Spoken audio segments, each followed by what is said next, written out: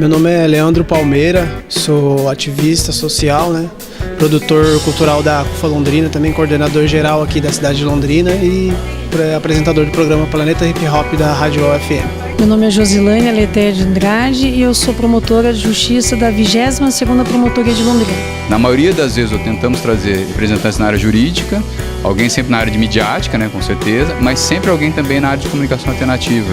Hoje, por exemplo, veio um representante da CUFA, da Central Única das Favelas, que trabalha sim com cultura popular, com comunicação popular e comunitária. Eu acho que isso é muito importante, porque daí estreita esse contato, né, entre o pessoal na área jurídica, o pessoal aqui do jornalismo da comunicação e esse pessoal também da periferia que se une aqui para apresentar para os presentes, né, para quem veio aqui ouvir e né, absorver informações sobre a palestra.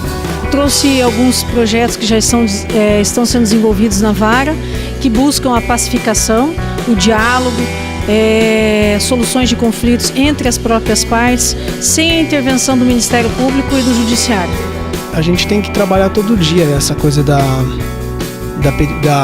paz, né? Porque a periferia é um espaço que necessita de muita... tem muita demanda na periferia, né? E principalmente em bairros, áreas de risco, como Flores do Campo, São Jorge, Vista Bela, que são bairros que necessitam de políticas sociais, né? De amparo social e cultural também, né? Hoje aqui estamos no evento que é o 10º Fórum de Mídia de Paz. A nossa proposta 10 anos atrás foi discutirmos as contribuições das mídias para a educação para a paz. E a ideia é trabalhar como a mídia, como os jornalistas, como eles podem contribuir para a construção, para a educação, para a paz, trazendo os fatos, trazendo as denúncias, mas também levando esperança e mostrando para as pessoas os caminhos que a sociedade vem trilhando no sentido da construção da cultura de paz.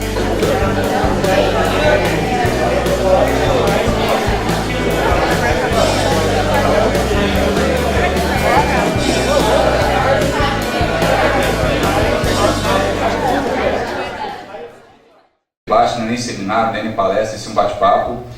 E eu queria reforçar um pouco a ideia de pensar esse evento dentro do evento maior, dentro da semana, né? Na semana de paz teve o abraço do Lago anteontem, então assim, são eventos paralelos que ocorrem dentro de uma semana específica. Já vou chamar os representantes aqui, a Cidinha e o Galhares, que estão aqui para a gente poder, né, falar rapidamente sobre esse calendário, essa programação. Mas especificamente durante a Semana de Paz no ano, a gente tem um dia específico para tratar de mídia, ações propositivas para a paz, a Aletheia, que atua na vara da infância, por favor, palmas para ela. O Leandro, por favor, Leandro. Leandro também é nosso acadêmico aqui na nossa cultural. E o Fábio Silveira, jornalista, cientista político, doutorando em comunicação, cara, tá em altos níveis, assim, né? Gremista, infelizmente, mas fazer o quê? A gente incluiu com minoria no aspecto futebolístico, mas tudo bem. Por favor, estejam à vontade e a gente vai liberar o microfone para vocês. Desculpe se eu falei um pouquinho mais, mas acho que apresentando dados a gente começa a se localizar aqui para poder também compartilhar dos debates aqui. Tem muito tempo que a gente não abordou, vocês sabem disso. Não peguei dados do IBGE, não trabalhei com a ideia de gênero, enfim, tem vários assuntos, vários aspectos que a gente pode abordar. Ok? Vamos começar pela Aletheia, e aí vou deixar inclusive o gráfico que ela pediu para mostrar, e quer trabalhar de maneira breve nesse gráfico, tá bom? Bom dia.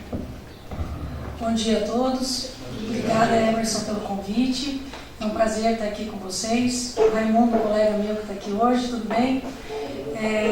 Eu sinto falta do campus acadêmico, porque infelizmente depois que eu me formei eu venho para a UEL assim só de vez em quando. Estou sentindo falta de voltar mesmo e estudar como o Raimundo está fazendo.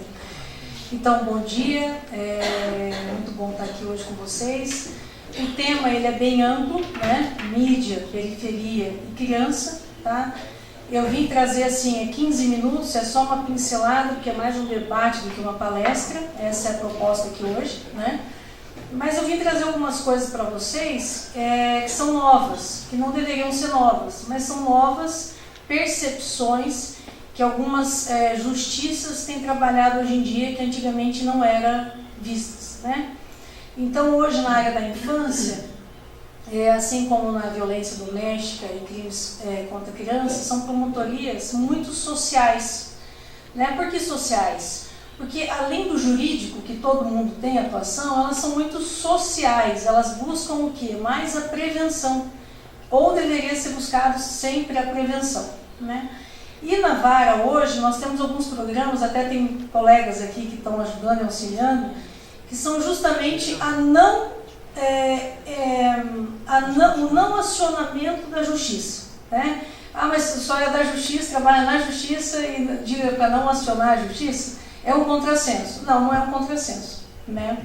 Hoje em dia nós temos o projeto, vou pincelar, tudo pincelado, quem tiver dúvidas pode fazer as interferências que eu vou explicando melhor, tá?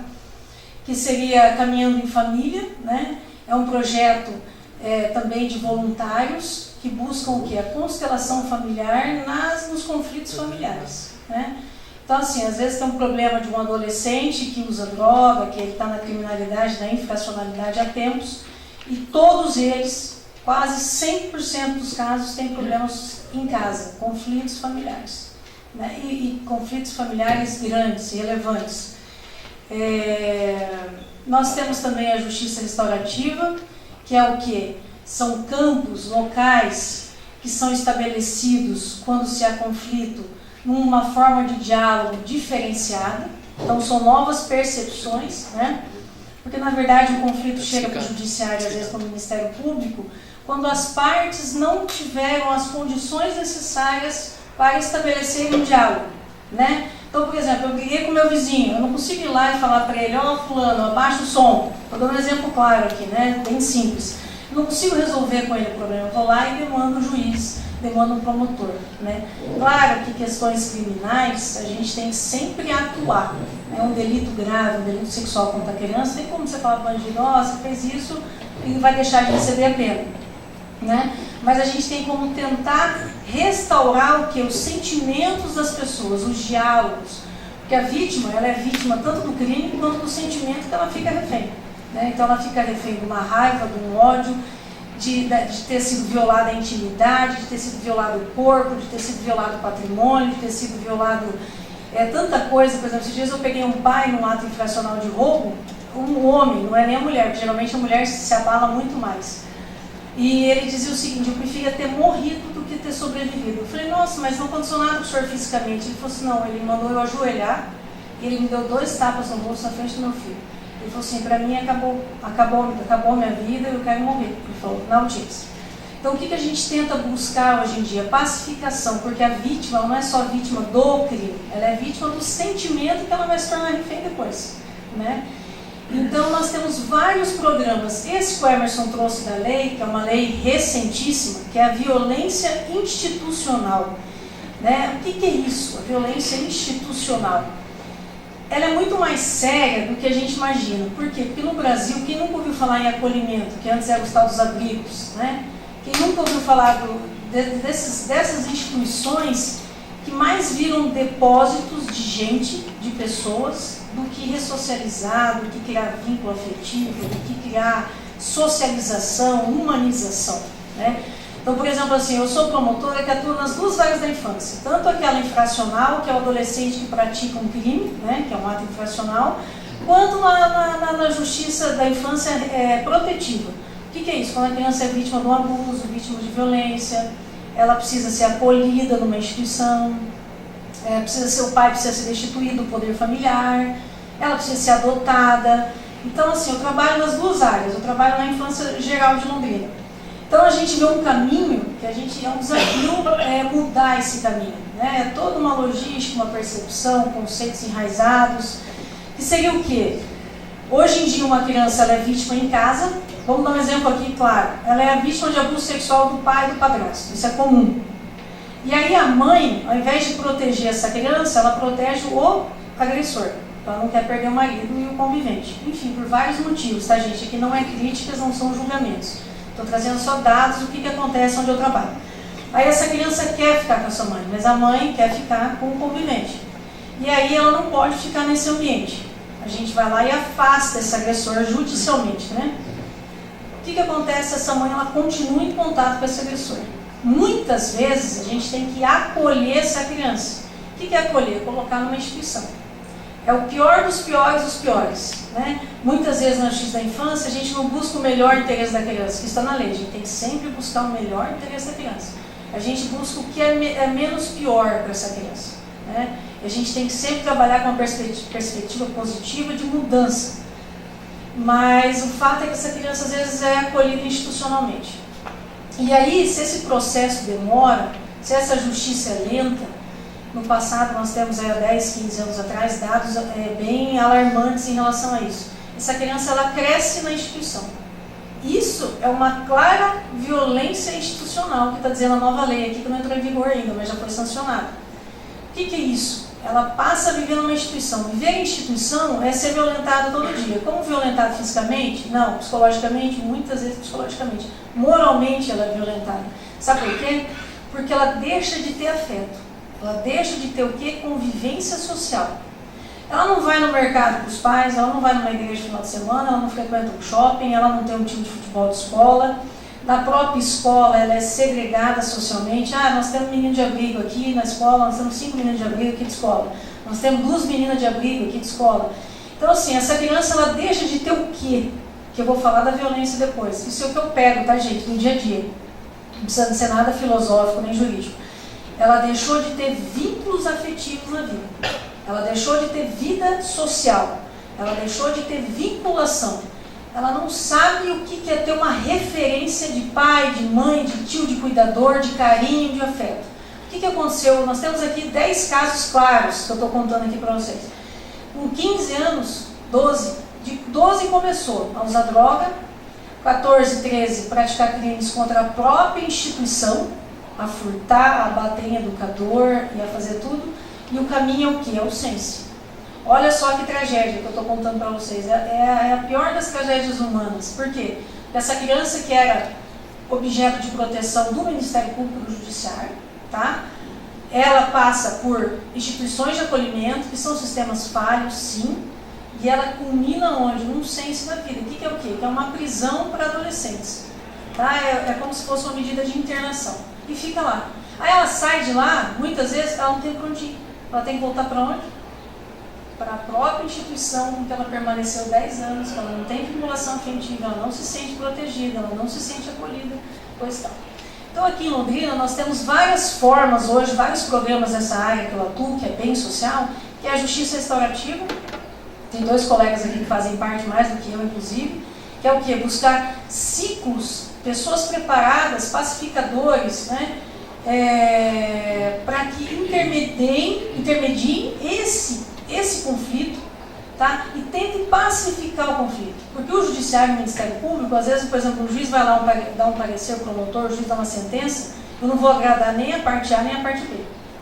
A gente não agrada, a gente não consegue solucionar o problema. Vem de cima para baixo uma decisão. E é aquilo que o juiz acha que é o mais justo, o promotor acha que é o mais justo para o caso.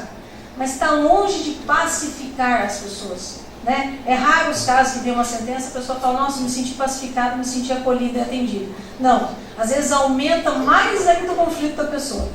Então, o judiciário e o Ministério Público, muitas vezes são caminhos que as pessoas devem buscar por último, né? Quando aquele conflito, aquele diálogo não foi eficaz, aí que as pessoas recorrem ao judiciário. E muitas vezes pioram o conflito, pioram mais ainda o problema que elas tinham anteriormente. E aí eu vou falar de comunicação, rapidinho aqui, que eu acho que já deve estar acabando nos 15 minutos. Mas comunicação, eu até queria que o Emerson colocasse para mim uma imagem, como a gente precisa de comunicação e como a comunicação nos meios, que eu digo, tanto jurídicos, os órgãos, como é falho, como é um desafio para a gente se comunicar, é um desafio imenso. Tá? Eu coloquei aqui um gráfico, eu vou até ficar em pé se me permitirem. O que é isso aí? Tá? É até do centro de apoio nosso, é simplesmente são várias engrenagens. Tá? Isso aqui representa hoje um sistema de garantias de direitos das crianças e dos adolescentes. Não sei se todo mundo pode ler, mas daí no fundo, mas eu vou ler mais ou menos. Tá? É isso que eu trabalho hoje em dia. O que é isso? É uma rede de proteção. Tá? Rede. O que é rede? É um emaranhado de coisas. São várias engrenagens aqui. Então, o que a gente precisa? De integração, profissionalismo e compromisso com a causa da infância e juventude. Tá? Aqui a gente traz só um exemplo. Então, o que nós temos na rede? Por exemplo, assim, tem um caso de criança que está sendo violentada em casa. Né? Como que chega até o Ministério Público isso? Como que funciona? Como essa criança ela vai ser atendida nas mais vulnerabilidades que ela tiver? Como que é isso aí? Tá? Nós temos diversos órgãos. Então, nós temos CREAS, os CRAS, Conselho Municipal de Direito da Criança e Adolescente, a Justiça da Vara da Infância, o Ministério Público, a Secretaria de Saúde, a Secretaria Municipal de Educação, a Secretaria Municipal de Assistência Social, a Defensoria Pública, o Conselho Tutelar, a Polícia Civil e Militar, os CAPs, que dão atendimento às pessoas que às vezes têm problemas mentais ou vícios em álcool, droga. Tem política, programa de tratamento de drogadição, proteção à família. Então, são vários órgãos, e aqui a gente coloca uma engrenagem, por quê? Porque é uma rede de proteção, ninguém é mais importante que ninguém. Tá? E sem rede, trabalhar em rede é o quê? Trabalhar todos juntos numa causa. Tá? E vai culminar o que nisso aqui? É como se fosse colocando óleo aqui, né? Que vai alimentar todo o sistema, né? E no final vai sair lá na torneirinha o que? A proteção integral dessa criança. Tá? Isso que a gente busca, esse é o nosso norte, esse é o nosso objetivo. A gente quer proteger essa criança 100% em todos os direitos que ela tem fundamentais. Tá? Mas daí a gente vê que a energia são recursos públicos, são orçamentos que deveriam ter o quê? Prioridade absoluta nessa área. Quem recebeu a Veja de domingo, eu recebo que é de graça, também é uma coisa que eu assino. Mas na página amarela tem um cientista falando, não sei quem leu essa reportagem, muito interessante, ele fala assim, bom, já que a argumentação, estou fazendo a minha leitura, a minha interpretação, não falo com essas palavras, mas já que a interpretação de que se deve investir na infância, se deve se investir na adolescência, é o futuro, vamos então trazer recursos. Aí ele trouxe dados que economizam dinheiro público. Você investir nessa área, também, além de ser socialmente, afetivamente, proteção, tudo é melhor, mas vamos então para recurso público. E aí ele traz essa matéria, dizendo que quem investe, é uma coisa lógica, é claro para nós, né? Mas quem investe nessa área economiza brutalmente recursos públicos no futuro. É um investimento mesmo, não é simplesmente uma captação de recursos. Tá? E aí vamos falar basicamente de comunicação. Por exemplo, assim, nós estamos na 4ª reunião, para vocês terem a dificuldade que a gente tem de comunicação. Uma criança, tá, vou trazer casos aqui, uma criança ela é vítima de abuso sexual. E aí o abuso sexual, principalmente com meninas, dificilmente chega até nós. Então nós temos números altíssimos já hoje, tem uma vara que só trabalha nisso, fazendo delito sexual contra a criança. Tá? E aí o que acontece? Só que isso aí é subutilizado, esses números. Nós temos centenas, muito mais que isso, que não chegam ao nosso conhecimento. Aí essa criança é vítima de abuso. Aquela foto que vocês viram nossa, a gente foi em várias escolas em Londrina para falar o que é o promotor, o que é o juiz, nanã. Nós recebemos dezenas de relatos de criança dizendo que são abusadas sexualmente na casa. Tá? Isso aí, ó, a gente indo na escola. Então você vê que não é todo dia que o promotor está na escola, a gente tem uma vida no fórum, basicamente, mas você vê como esses números, e nenhum caso estava na minha vaga, nenhum desses casos. Tá? Então assim, pra gente é assustador, é frustrante, dá vontade de chorar, para ser bem sincero a situação. Mas o que acontece? Essa criança ela vai lá e fala para quem? Para o professor. Chega lá para o professor, Leandro, o negócio é o seguinte, está acontecendo isso lá em casa. Porque nós temos umas cartilhas que os professores leem, explicam o que é, da criança fala, nossa, isso aí acontece comigo. Aí ela vai falar para o Leandro. Aí o Leandro vai falar com o diretor. Aí o diretor vai falar assim, puxa vida, tem áreas aqui que são super vulneráveis. Ah, nesse bairro onde eu moro, eu não vou denunciar essa pessoa porque o pai dela é o fulano, dono lá da boca, dono do tráfico, anda armado, apavora os vizinhos. E nós não vamos levar isso não, deixa quieto, vai sobrar para nós, a gente vai se expor. Tá? É uma obrigação desse professor comunicar. Só que, por outro lado, ele pensa nele também. Né? Olha só, se eu denunciar isso aí, quem começa a correr riscos sou eu, professor. E aí esse chega. Então, se vocês verem como não há comunicação entre os órgãos, nós estamos na 4ª reunião com 3 secretários municipais, que é de Educação, Saúde e Assistência Social, com a delegada do NUCRIA, com os promotores da vara da Infância e Juventude e dos promotores que atuam na delito sexual contra a criança, com as secretarias, com os núcleos avançados, com os sindicatos de professores, para saber como a gente pode fazer para que isso chegue até nós e esse professor tenha, de certa forma, uma proteção de poder denunciar isso aí. Então, assim, nós estamos na 4ª reunião, a gente está caminhando, tem tido várias ideias, mas como é difícil essa engrenagem toda funcionar e chegar lá naquela proteção integral, né? Então, assim, o Emerson falou assim, aborde uma questão de comunicação. Então, assim, gente, para mim, isso é um desafio, tá? Que embora na lei esteja claro, olha, professor, você tem um dever de comunicar, na prática, isso não acontece. Então, assim, são raros os professores que têm esse engajamento. Eu posso criticar aqui porque minha irmã é professora. Então, assim, ela me liga, olha aqui, está acontecendo tal coisa. Então, assim, a rede muitas vezes não funciona. Ela deveria o quê? Comunicar o Nucria, esse Nucria deveria ter uma equipe técnica pronta para receber essa criança. Por quê? Porque essa criança não pode ser ouvida 10 vezes. Olha, Leandro, eu fui vítima de abuso, aconteceu isso, isso. Aí o Leandro leva para o diretor, conta lá para o diretor. Aí a criança, o diretor, aconteceu isso, isso. Chama o conselho. Aí chega o conselheiro todo lá. Ninguém tem informação nenhuma para ouvir essa criança, hein? São professores, assim como eu não tenho como promotor de justiça, eu não tenho informação para fazer essa oitiva dessa criança. Aí às vezes chega lá o conselheiro todo lá, então me conta, aí o que aconteceu? Aí ela conta tudo. Aí chega no Nucria, ele foi 4 vezes vítima de novo, porque ele foi revitimizado, não deveria ter sido nenhuma das vezes. Então, às vezes, estou sendo aqui fazendo uma autocrítica. Essa criança foi vítima do próprio sistema, né? Não só do abusador, como do próprio sistema. Por quê? Comunicação entre os órgãos. Então, nós estamos tentando fixar em Londrina e a gente quer ajuda, não só governamental, mas não governamental. Sozinho o poder público ele não consegue falar. Eu adorei uma fala do Emerson que ele falou assim, tá certo, a mídia ela não é responsável ela não é, mas ela tem um papel fundamental em comunicação, fundamental, né?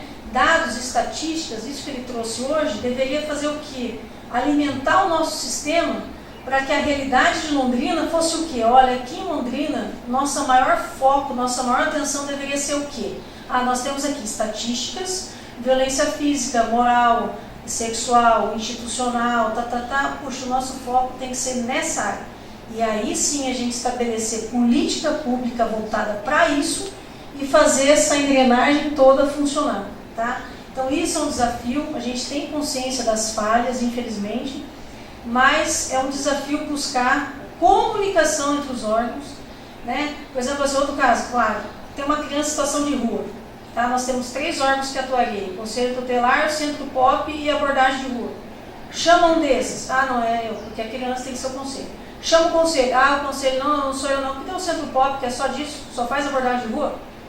Vocês estão entendendo a dificuldade que a gente tem? Então, quer dizer, nem os órgãos entre si se comunicam muitas vezes, para quê? Para estabelecer um fluxo de atendimento. Então, nós estamos assim, caminhando no sentido de que haja o quê? Protocolos formais, que é a tal da burocracia necessária, né? Porque isso demora muitas vezes. Para quê? Para que tenha um caminho. Essa criança aqui é vítima de abuso. Diretamente ela vai ser encaminhada para onde? Ela não vai ficar andando para um lado para o outro. Qual que é a porta de entrada da rede de proteção? A porta de entrada é a equipe do Nucria. Nós estamos estabelecendo isso. Então, ela vai direto para lá. Ninguém vai ficar escutando ela no caminho, ninguém vai ficar colhendo relatos dessa criança no caminho, ninguém vai fazer nada. Encaminha para lá e lá ela vai ser ouvida uma única vez sobre o que aconteceu com uma profissional formada e preparada para isso. Certo?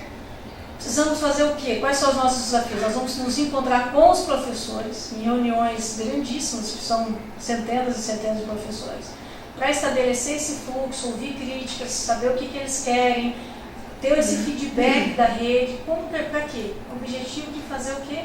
A rede de proteção funcionar. Tá? Voltando assim, a última coisa que eu vou falar, que já deu uns minutos, mas eu começo a falar, não para. Essa questão da lei nova ali, não é tão nova, que é a violência institucional. O que tem em Londrina hoje? Outro programa que já tem, inclusive o prefeito acabou de sancionar essa lei, passou também na Câmara de Vereadores, é a família acolhedora. Tá? O que é isso? Já em países mais desenvolvidos, Londres, por exemplo, a capital, tem um programa que já funciona há mais de 30 anos, que é o que? Eles não têm instituições mais, eles não têm acolhimentos. Tá? Por quê? Porque no acolhimento, a gente que acompanha é assim, a criança vai receber a vacinação, tá? Tem uma fila de vacinação, vai lá, próximo, próximo. A gente que é pai e mãe aqui sabe como é que é vacinar um filho, né? Eu já lembro, mas puxa, a criança chora, você pega no colo, né? Porque tem todo aquele drama da vacinação, da dor, tem criança e criança, mas as minhas duas infelizmente tem. Chora, mãe vacina, vai doer, você pega no colo, você acolhe, você leva um tempo, No acolhimento, dando um exemplo bobo, é assim, ó, dá a vacina, a criança sai chorando, próximo, vem, próximo, não sei o quê. Vida social, né? Não tem. Então, o que a gente está buscando em Londrina? Está recebendo bastante críticas, como tudo no começo, mas tem uma lei agora, um projeto que a gente quer que funcione muito, que é a família acolhedora. O que é isso? Ao invés dessa criança, esse adolescente, que por qualquer motivo ele não possa conviver no lar dele, né, que isso tem que ser exceção, porque todo mundo tem o direito de conviver com o pai e com a mãe, ou com a mãe, ou com a avó, ou com a tia, na família natural, mas excepcionalmente não tem condição nenhuma de proteger essa criança nesse lar, infelizmente. Nós vamos trabalhar esse pai, essa mãe, enfim, com a rede de proteção na tentativa de resgatar essa família para que essa criança volte ao lar. Nesse processo todo, se leva muitas vezes meses, às vezes anos. E essa criança ela fica na instituição de acolhimento, que para nós não atende o melhor interesse dela por causa disso. Não tem afeto, troca, educador. Tem uma instituição que já trocou 7 educadores em menos de 3 meses. Então eu conheço o Leandro, daqui a pouco é o Emerson, dia seguinte é você, daqui a pouco é você, depois é o Raimundo. Depois... Não tem vínculo, não tem afeto, não tem identificação, não tem um quarto próprio, não tem vida social, né? Então nós montamos esse projeto aqui em Londrina, que é a família acolhedora. Então ao invés dessa criança ir para uma instituição de acolhimento, ela vai para uma família, tá? Tem alguns requisitos para isso, tem uma bolsa, um auxílio. Para quê? Essa família vai adotar essa criança? Não vai adotar essa criança. Mas o que a gente quer, que é a maior crítica que a gente recebe? Puxa vida, essa família vai desenvolver o que com essa criança? Laços afetivos. Puxa, mas depois essa criança vai sair? Gente, para nós é uma evolução essa criança ter laço afetivo e desfazer do que ela não ter laços afetivos. Eu até me arrepio. Porque assim, quantos aqui já namoraram, terminaram o namoro, se separaram, perderam gente que amava, a morte, tudo é o que? É frustração, é a vida da gente, é romper laços afetivos, infelizmente, não é verdade? A dor, o sofrimento, isso. Agora, você nunca ter tido afeto é muito pior. Isso psicologicamente falando, a gente tem ido em congressos de pessoas que são formadas em psicólogas, mesmo têm doutorado na área, o dano emocional é irreparável, tá? Então você pergunta para uma criança, meus pais se separaram. Não necessariamente ela vai para a criminalidade. Pergunta para uma criança que viveu no acolhimento. Eu estou dando exemplos aqui, claro, no meu atendimento. Nós temos mais de 10 crianças, que eu posso citar o nome aqui para vocês, que estão no Sense hoje, que viveram mais de 6 anos em instituição de acolhimento. Então, assim, são coisas novas, paradigmas novos, percepções novas, que a gente está tentando incutir, que é difícil, é um desafio sempre, mas na busca do quê? De fazer essa engrenagem aí funcionar e no final ter essa proteção integral da criança. Tá bom? Eu acho que é isso, já deu o meu tempo, eu estou aberta aqui a perguntas, se alguém tiver alguma dúvida. Vou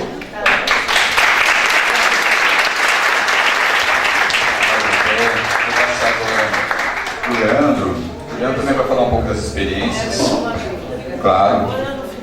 Pode perguntar. Pois é, Leandro. Uma pergunta. Dentro das instituições, essa lei permite pessoas da comunidade frequentarem a instituição de acolhimento e passarem esse tipo de relação? Porque assim, vou falar um exemplo. Perto da região onde eu morava existe um lar, alguma coisa assim. Caso de Bahia. E eu tinha 2 amigos que eles... Pega o microfone então, para todo mundo ouvir. Eu tinha 2 amigos que eles laçavam... Cita de novo a casa. Hã? Cita de novo, por exemplo. Casa de Maria, acho. E tinham 2 amigos que paravam, viu a mulher que cuidava do lar limpando, falava, tá precisando de alguma coisa? Ela falava, o Estado me manda arroz, feijão, mas não me manda vassoura e tal, então as crianças estão sem limpeza, não sei. Eles iam lá correndo, compravam um monte de coisa e largavam lá.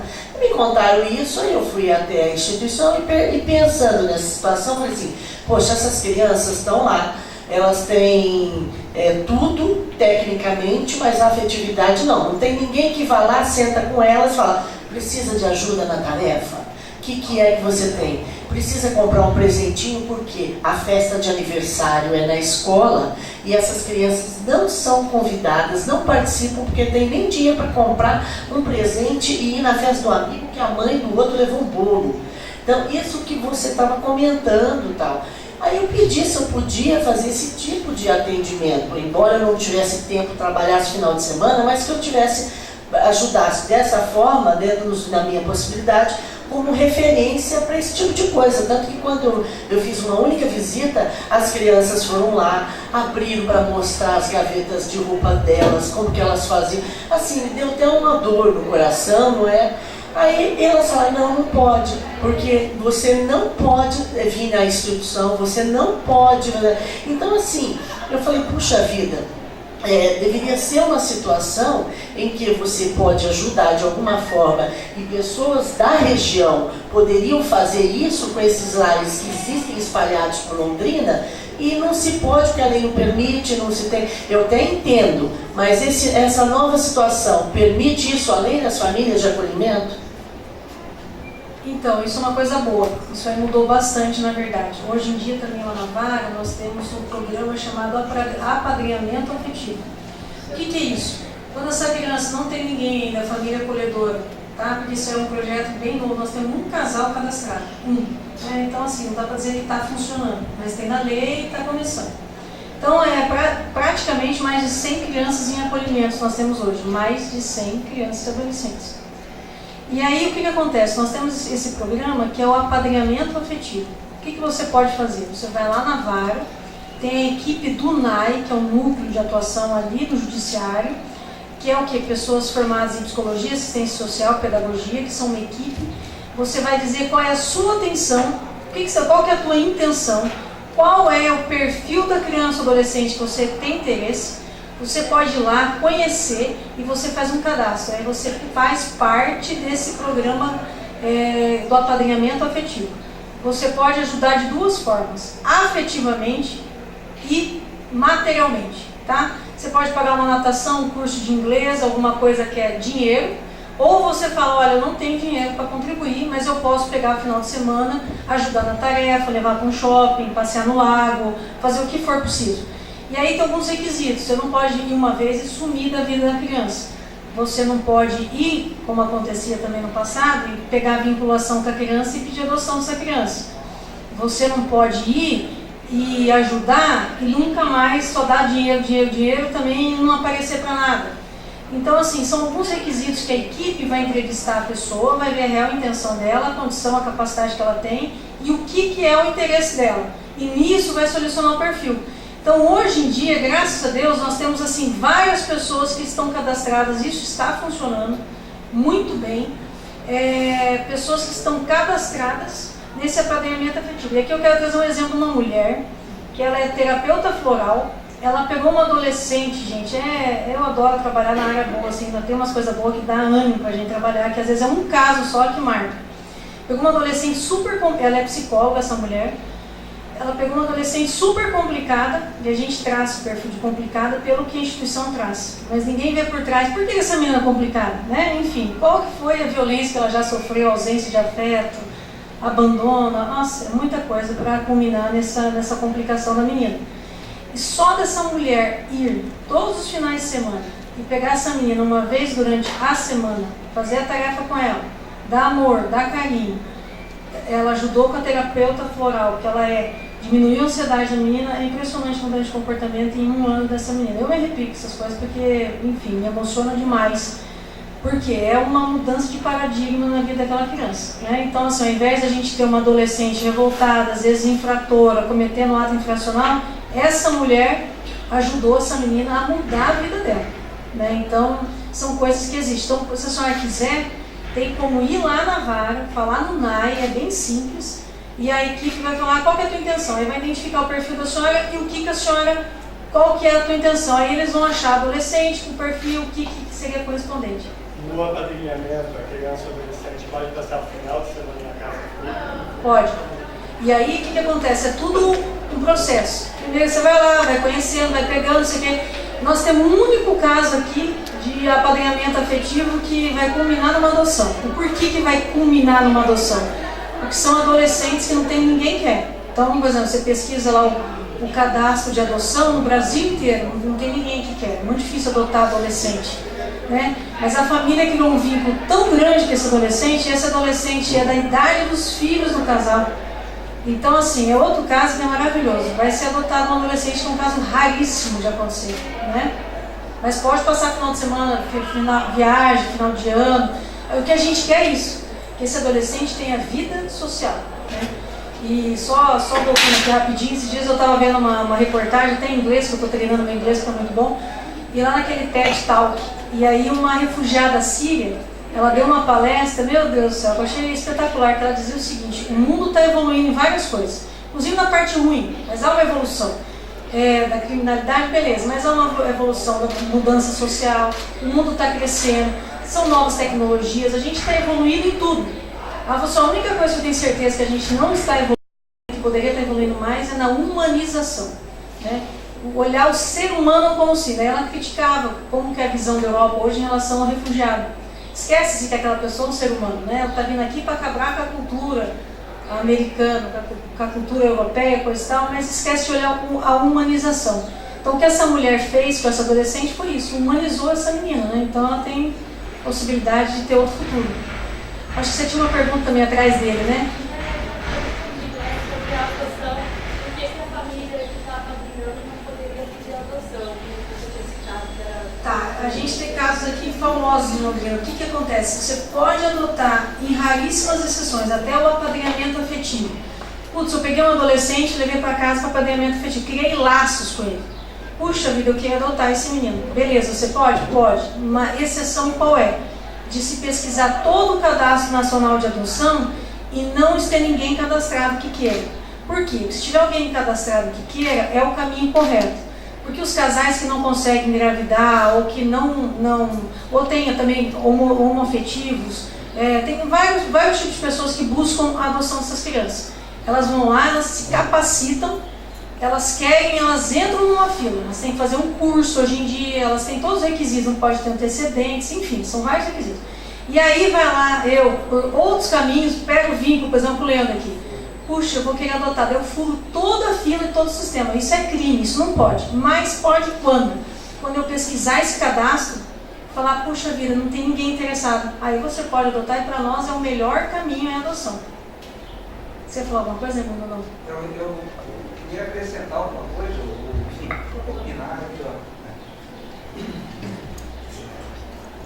ó. A Letéia não é desse tempo, mas quando eu passei no concurso, o Estatuto da Criança e do Adolescente tinha acabado de entrar em vigor. Passei em 91, o Estatuto é de 1990. E o que a gente mais viu ao longo de todos esses anos, eu atuo na infância há uns poucos anos, é aquela crítica inconsequente, irresponsável, desinformada de dizer que o Estatuto é uma liberação para a prática de crimes por adolescentes, por crianças, enfim, que muita gente prega, às vezes o delegado fala, olha, eu prendi o menino, mas a justiça solta, né? Porque esse estatuto, porque esse ECA, enfim. O que pouca gente se presta a estudar é exatamente o que você colocou lá no final da torneirinha, que é a doutrina da proteção integral, que é o princípio básico que norteia todo o estatuto da criança e do adolescente. E essa proteção integral, ela não deve vir da promotora, do juiz, de todos esses órgãos só, e nem só de dinheiro dos poderes públicos. É claro que o poder público investe muito menos do que deveria. Há muito menos programas do que deveria existir. A coisa não é só você pegar, olha, adolescente que precisa de proteção, vamos abrir uma proteção ao acolhimento. Adolescente que pratica infração, vamos colocar no SENSE. A coisa não é só isso, e não pode, não era para ser assim. Acaba que, depois de todos esses anos, ainda que tenha todas as evoluções das redes de proteção, ainda estamos longe de fazer qualquer coisa por minha opinião, minha visão, complementando talvez o que a Andréia falou, o Reinaldo, que é uma participação da sociedade. Quer dizer, há uma ignorância muito grande, uma falta de falta de Andréas, falta de Reinaldos que quer levar uma criança para casa, visitar uma criança lá onde ela está abrigada, onde ela está acolhida. Então, a participação da sociedade, assim como nós não vamos nas nossas reuniões de condomínio, depois criticamos as regras, assim como nós não vamos na discussão em diversas assembleias, depois discutimos, reclamamos o que foi feito, nós, sociedade, de modo geral, não participamos de tudo que existe em prol da infância e adolescência. Nós não participamos e não damos a nossa contribuição para a doutrina da proteção integral. Então, acho que isso aí é bom ser chamado, e talvez, dentro da ideia da comunicação, talvez o que falte seja mesmo essa comunicação, talvez uma assessoria para informar a população em diversos meios, em todos os setores, nas igrejas, nas escolas, enfim, em todos os pontos possíveis dessas possibilidades e convocar a sociedade a participar, a ver a Estatuto da Criança e do Adolescente como um todo, e não só como uma coisa de punição, de redes do Estado fazendo a parte dele. Isso é uma visão que eu gostaria de lembrar a importância desse poder integral. Bom. Gente, só complementando aqui rapidinho o que o Raimundo falou, rapidinho, juro por Deus, rapidinho. Tem um projeto do futebol do Clube Esporte Recife, que eu acho que vocês não têm conhecimento, um exemplo claro da sociedade aqui. O que aconteceu? O Clube Esporte Recife, eu falo essas coisas, eu fico arrepiada, gente, que é demais. Fez uma campanha e começou a levar nos estádios de futebol, uma coisa boba. O que era? Uma caricatura dos adolescentes, porque adolescente não é adotado, é raro, que tinha o perfil, tá? Então, por exemplo, assim, se vocês entrarem no site, vocês vão ver, esse aqui torce pro Vitória, não é pro esporte, mas pouco importa pro clube. E aí eles vão colocando o nome da criança, qual é o objetivo dela, qual é o sonho de vida dela, não sei o que. Aí vocês vão lendo ela assim, tem uma família. Né? Uma coisa assim que não devia ser o objetivo da criança, mas ela é tão pobre, que eu digo, em afeto, que o sonho dela é ter uma família. Uma família não é pai, mãe, não sei o que. Uma família, hoje constituída, seja por um casal homoafetivo, por uma pessoa só, com um pai separado, uma mãe separada, com uma avó, enfim. E aí esse Clube Esporte Recife, se vocês forem vendo no site, tem criança, adolescente de 18 anos que foi adotado.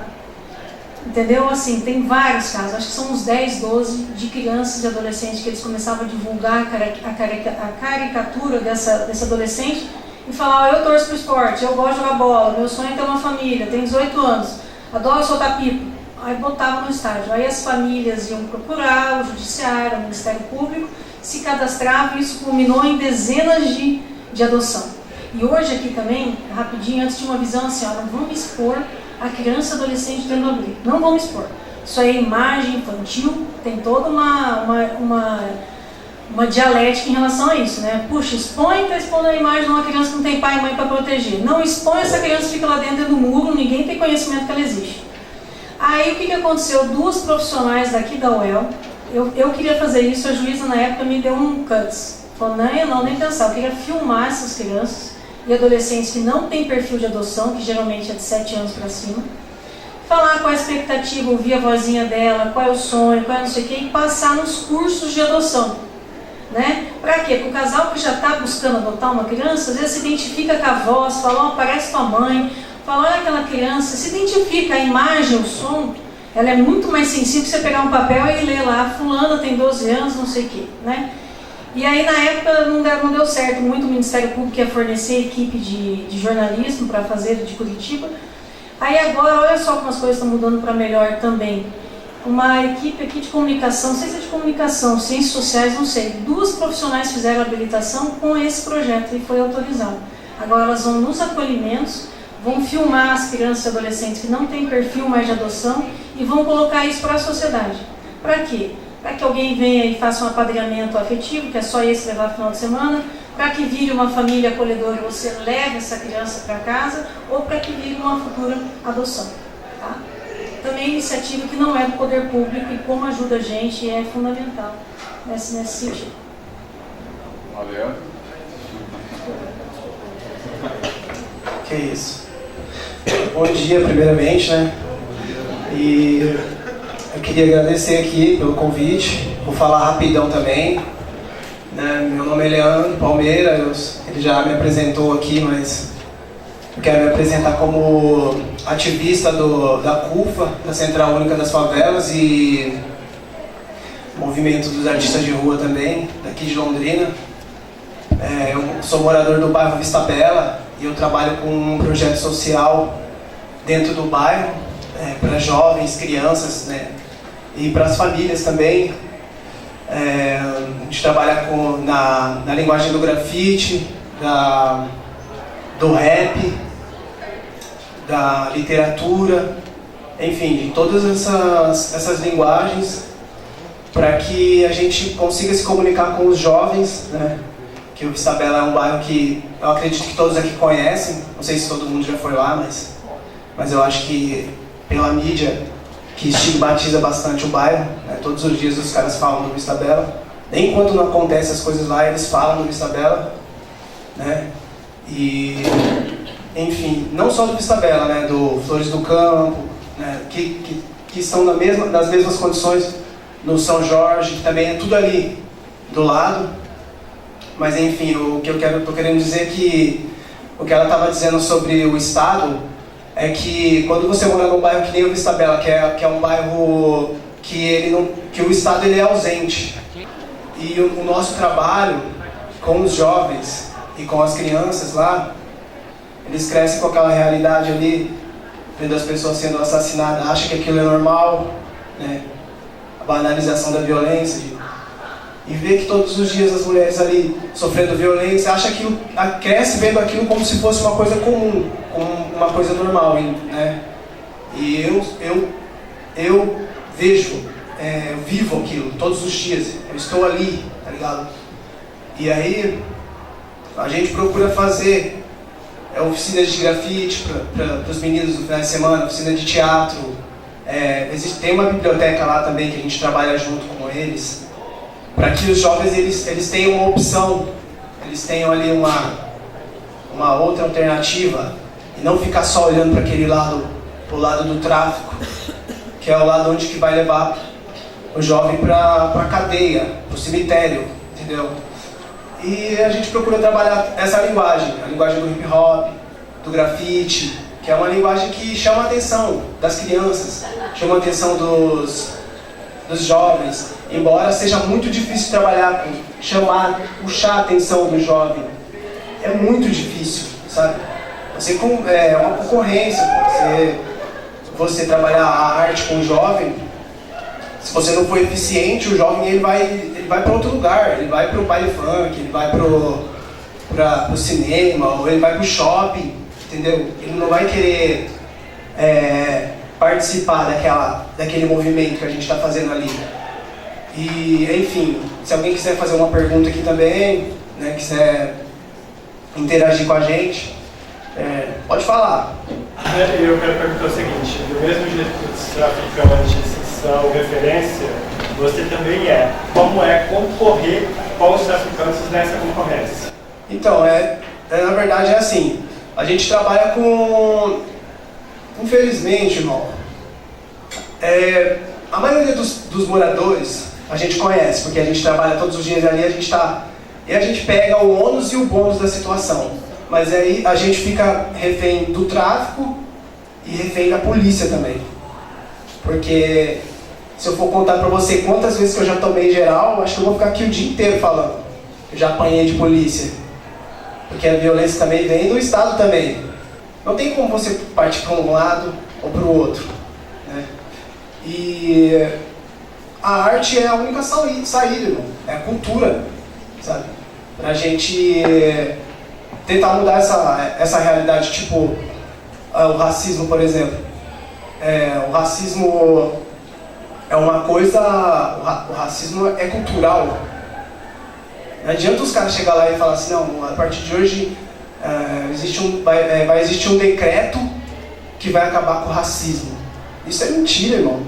Como que você vai acabar com uma coisa que vem de 500 anos atrás, sabe? Que já é cultural. É a cultura que vai mudar, é a arte, né? Então, é isso que a gente faz, cara. A gente procura... com o pessoal dos artistas de rua, Danilo Lagoeiro, que está ali, me ajudou bastante, professor ali, no começo, né, do bairro, que o bairro até hoje não tem escola, não tem um centro cultural, não tem... o contexto do hip hop, onde a gente trabalha, ele nasceu assim, já vou finalizar já. O hip hop ele nasceu no Bronx, um bairro onde não tinha escola, não tinha assistência, o Estado era ausente, enfim. E o hip hop ele nasceu porque os jovens estavam se matando, existia uma violência muito grande, e eram só negros e latinos. E aí os caras falaram, ou a gente muda, ou a gente vai se matar aqui dentro, ou a gente vai, né, todo mundo vai morrer. E aí o hip hop ele foi criado nesse contexto, que quando os caras não tinham dinheiro para ir no Clube Manhattan, o que eles faziam? Eles falavam assim, já que a gente não tem dinheiro para ir lá no Clube Manhattan, e a gente também não é aceito porque a gente é preto, então a gente vai fazer na rua. Sabe? Eu monto aqui a minha tocar disco aqui na rua, eu coloco as caixas de som, cesta de basquete, e a gente vai curtir na rua. O grafite é a mesma coisa. Os negros eles não podiam expor as pinturas deles no museu. Já que vocês não querem deixar a gente fazer as nossas pinturas ir até o museu, a gente vai fazer no muro. O muro é nosso, a rua é nossa, entendeu? Foi nesse contexto que surgiu o hip hop, e num contexto onde o negro ele lutava pelos direitos civis, na época do Martin Luther King, da Rosa Parks, do Gil Scott Heron, do Muhammad Ali, da Angela Davis. E aí os caras chegaram nos anos 90, ganharam o Grammy, ganharam o Oscar, fizeram filmes, o Spike Lee veio aqui, trouxe o Michael Jackson em Salvador, fez o clipe do Snoop Dogg lá no Rio de Janeiro, enfim.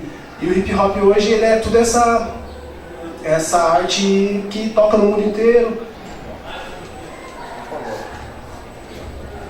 Meu nome é Adilson, eu também trabalho no movimento social e eu sou um migrante que vem de São Paulo para cá. Então nós temos algumas experiências positivas lá e outras que não deram muito certo, mas eu prefiro falar das que deram muito certo. Uma delas é com o poeta Ferrez, que você deve conhecer, Poesia Marginal.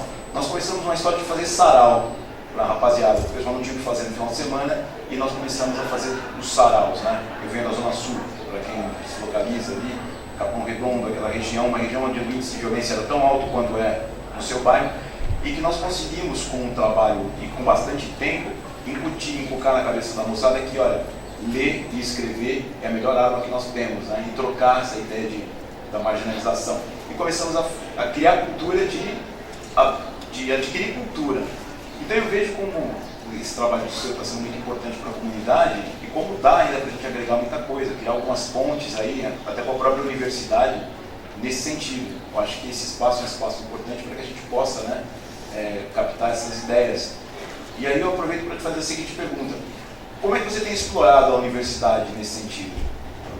Bom, regiões nacionais. Então, legal, valeu, meu irmão. Como que é seu nome mesmo? Adilson. Adilson. Mano, primeiramente, cara, é uma coisa que eu sempre falo quando eu vou nos rolês e quando eu vou participar de debates. Eu não tenho como, cara, agradecer o Racionais, cara. Eu não sei como agradecer os caras. Porque, mano, eu tava lá numa favela, num barraco de favela, onde eu morava com a minha família, né? E eu estava ali, mano, esperando a morte chegar, irmão. Com o urubu escorado no meu ombro, tá ligado?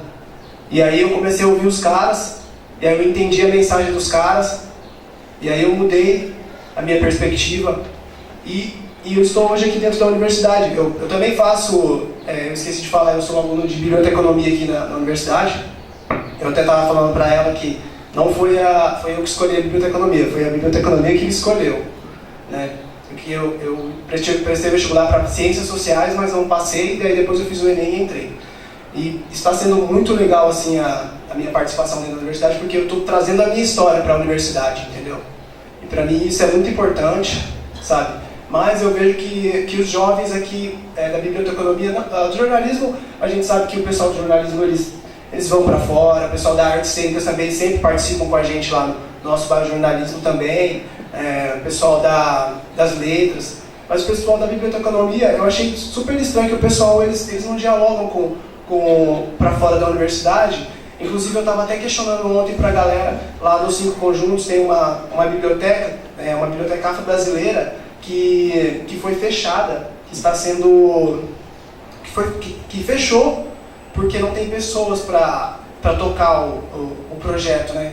que é a Helena, que era antropóloga, que faleceu, né, que era uma pessoa espetacular também, que inclusive a gente andava junto, ela também era da CUFA, né, e aí fechou, e eu fiz esse questionamento pra galera, que a gente tem que participar mais, ir pra fora, entendeu, ir pras periferias, porque, gente, tem muita gente lá fora precisando de se comunicar com pessoas que nem vocês são pessoas que são instruídas, né, que não que vai levar a cultura, porque a gente também tem a nossa cultura lá, sabe? O hip hop também tem a sua cultura própria, tradição, sabe? E enfim, eu acho que é isso. Leandro, você recebeu apoio da comunidade externa em relação a algum projeto? Você tem algum vínculo com aquelas engrenagens que a doutora falou ali? Tem alguma aproximação com esses órgãos? Assim, poucas vezes eu participei de debates, assim, por exemplo, eu participei com o pessoal do CREAS 2 e eu vi, tipo assim, eu vi muita estatística, sabe? E eu acho que eu não curto muito, assim, sabe, ficar vendo só estatística, sabe? Números, né? O que a gente faz é trabalhar lá dentro, né? E tentar mudar essa realidade que é difícil sozinho também, né? Mas tem muita gente que ajuda a gente, sabe? Por exemplo, o Gustavo Carneiro, que fez esse cartaz aí, que tem um projeto que chama Cores do Gueto. Eu participei desse dia aqui, que foi lá no Marieta. Então o Gustavo Carneiro ele já fez vídeos de rap para os jovens, para mim também. Eu tenho um grupo que se chama Família ML, que eu comecei fazendo rap quando eu morava no São Jorge, que o São Jorge era um bairro... Então eu saí de um bairro que era mais violento de Londrina para ir para um bairro que é mais estigmatizado de Londrina. Então o São Jorge ele era um bairro que todos os dias tinha um assassinato, né? Que todos os dias a polícia ia lá, todos os dias né? E a gente fez esse grupo porque a gente queria mudar a realidade do bairro, queria mostrar o rap, mostrar que lá também tem coisa boa para se ouvir, sabe? Tem pessoas lá, são seres humanos, entendeu? E o bairro hoje é um bairro que não tem problema mais, sabe, assim, não que não tenha problema, né, lógico, mas problemas de violência, de assassinatos, hoje é um bairro tranquilo, São Jorge, né, e hoje eu estou lá no Vista Bela e também procuro fazer esse mesmo trabalho de conscientização das crianças, inclusive eu estou agora com um projeto de grafite, que a gente vai fazer uma semana cultural de grafite. Todo mundo aqui está convidado também, se quiserem participar, fotógrafos aí, pô, vamos aí, galera, se movimentar aí. Semana Cultural do Grafite, a gente vai dar oficinas nas escolas, para as crianças, e vamos tentar trazer o Sérgio Vaz, que é da literatura marginal, e a Roberta Estrela Dalva, que é a apresentadora do programa Manos e Minas. Né? Enfim, eu acho que a minha participação aqui é essa, e tem que dar um tempo também pro Fábio falar, né? E eu quero agradecer aí a participação e que a gente tem que lutar por paz mesmo, todos os dias, né? Embora seja difícil, porque sem justiça e igualdade, eu acho que é muito difícil a gente conseguir chegar na paz, né? E, enfim, é isso.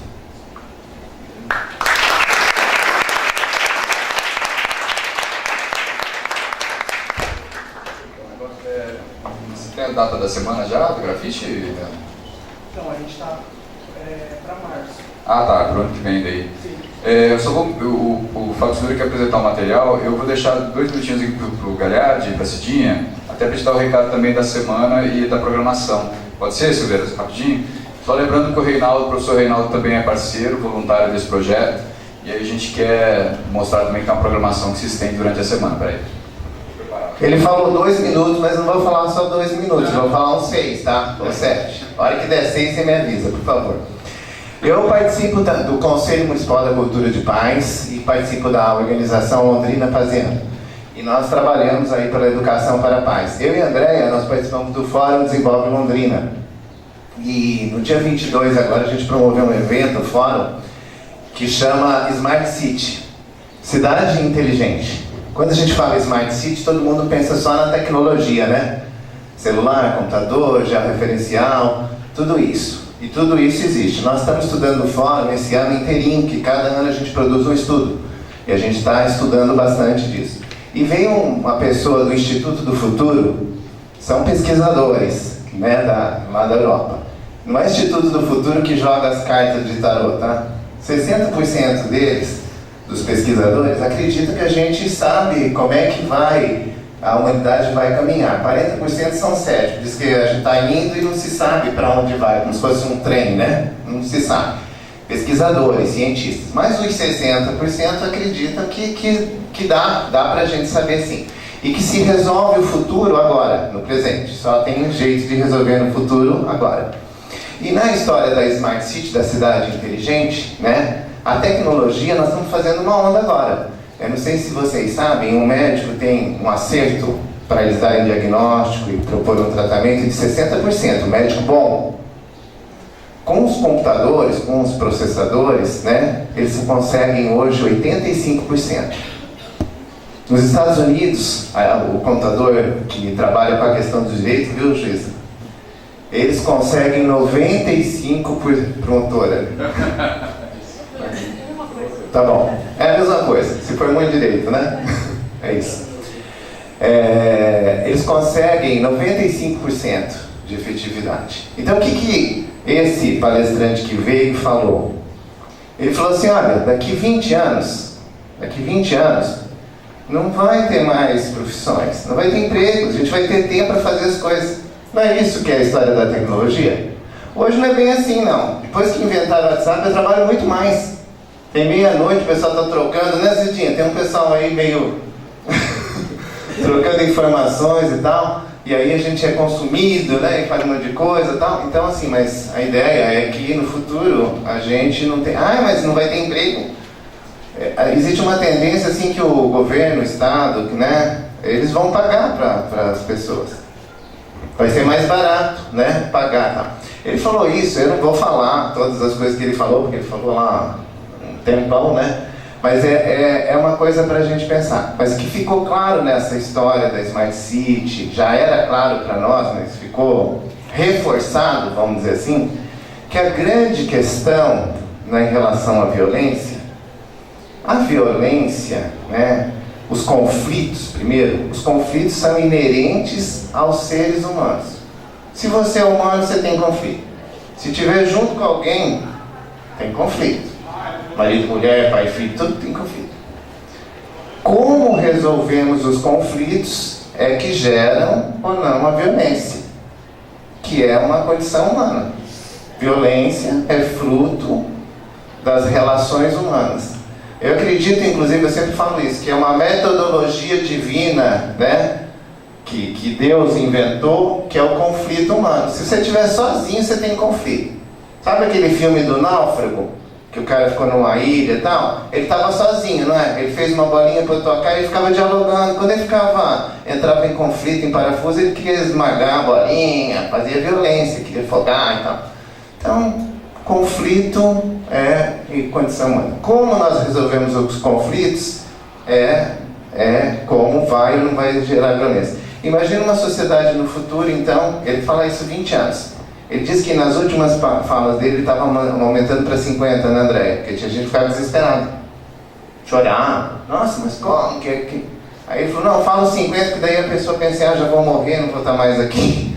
Né, para ela ficar mais tranquila. Mas é a tendência de 20 anos. Então, se a gente vai mudar a sociedade em 20 anos, né, já estamos mudando. Enfim, nós precisamos nos debruçar, você falou, já, humanização, não é isso?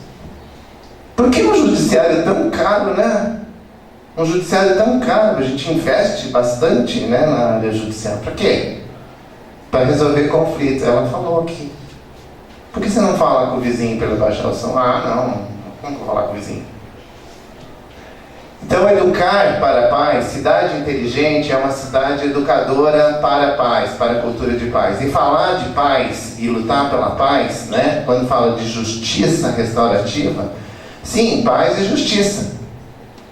Mas qual é a grande ferramenta da educação para a cultura de paz? O diálogo. Entre os órgãos, entre as pessoas, é a gente poder conversar. Então, não é feio, né, falar de paz, não é feio de lutar pela cultura de paz, nada disso, nós estamos à vontade.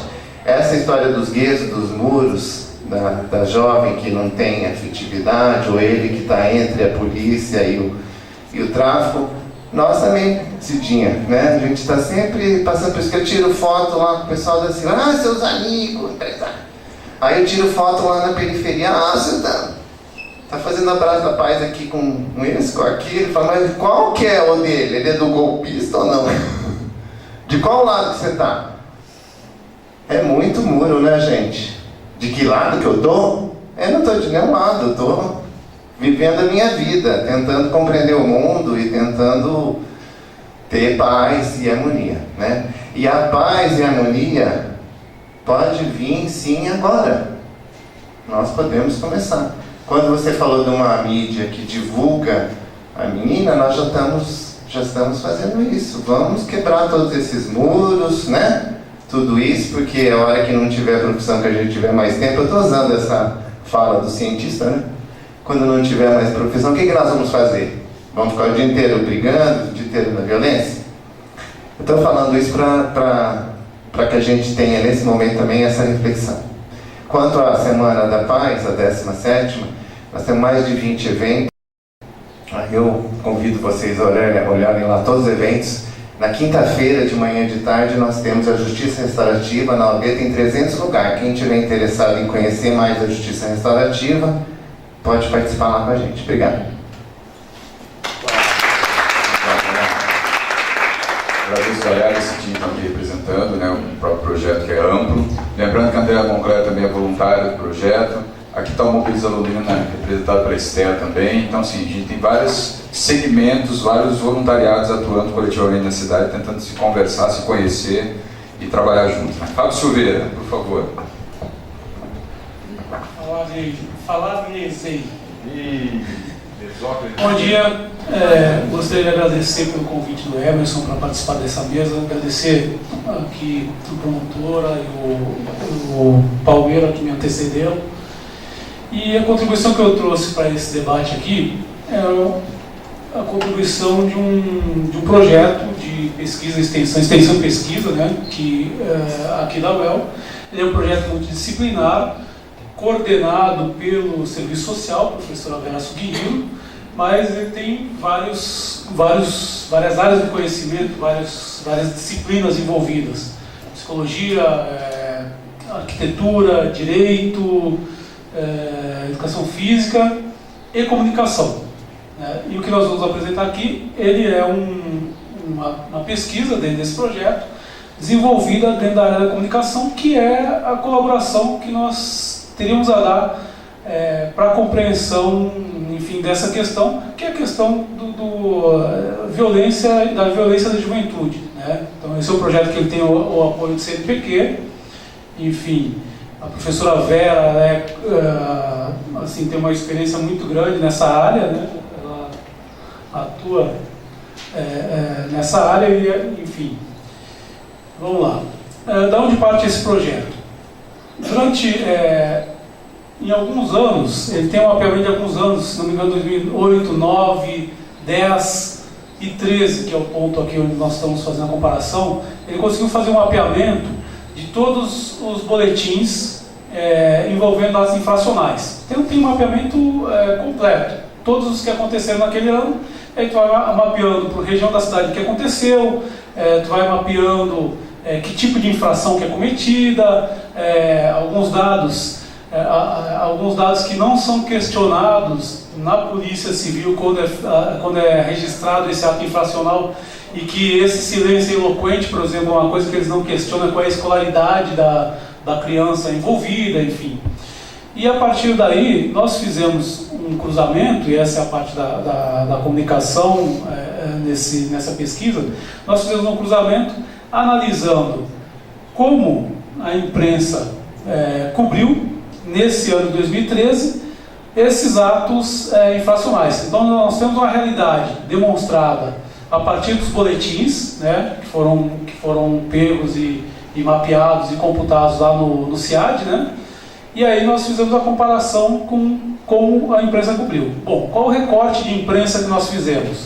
Nós pegamos, primeiro, o jornal impresso, né, primeiro lugar, é a área que eu pesquiso dentro do jornalismo, é o jornal impresso.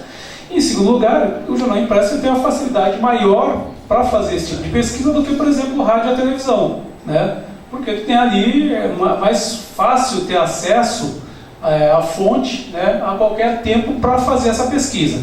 E dentro dos jornais, nós escolhemos os jornais de referência, que eram a Folha de Londrina e o Jornal de Londrina, que são jornais que falam para um público mais geral, né? Se nós fizéssemos essa mesma pesquisa, por exemplo, pegando o Nosso Dia, muito provavelmente, né, certamente teria dado um resultado diferente, mas o Nosso Dia é um jornal setorizado, é um jornal policial. Se nós fizéssemos, por exemplo, se nós fizéssemos um recorte, vamos pegar o Camargo e o Paraná TV, daria resultados diferentes, né? Então, porque são dois conceitos editoriais, duas políticas editoriais diferentes. Então, nós pegamos os jornais de referência. E aí, aqui começam, aqui foi uma ficha que um roteiro que nós elaboramos para fazer pesquisa. Só volta na primeira. Não, volta antes, só para apresentar o grupo, né?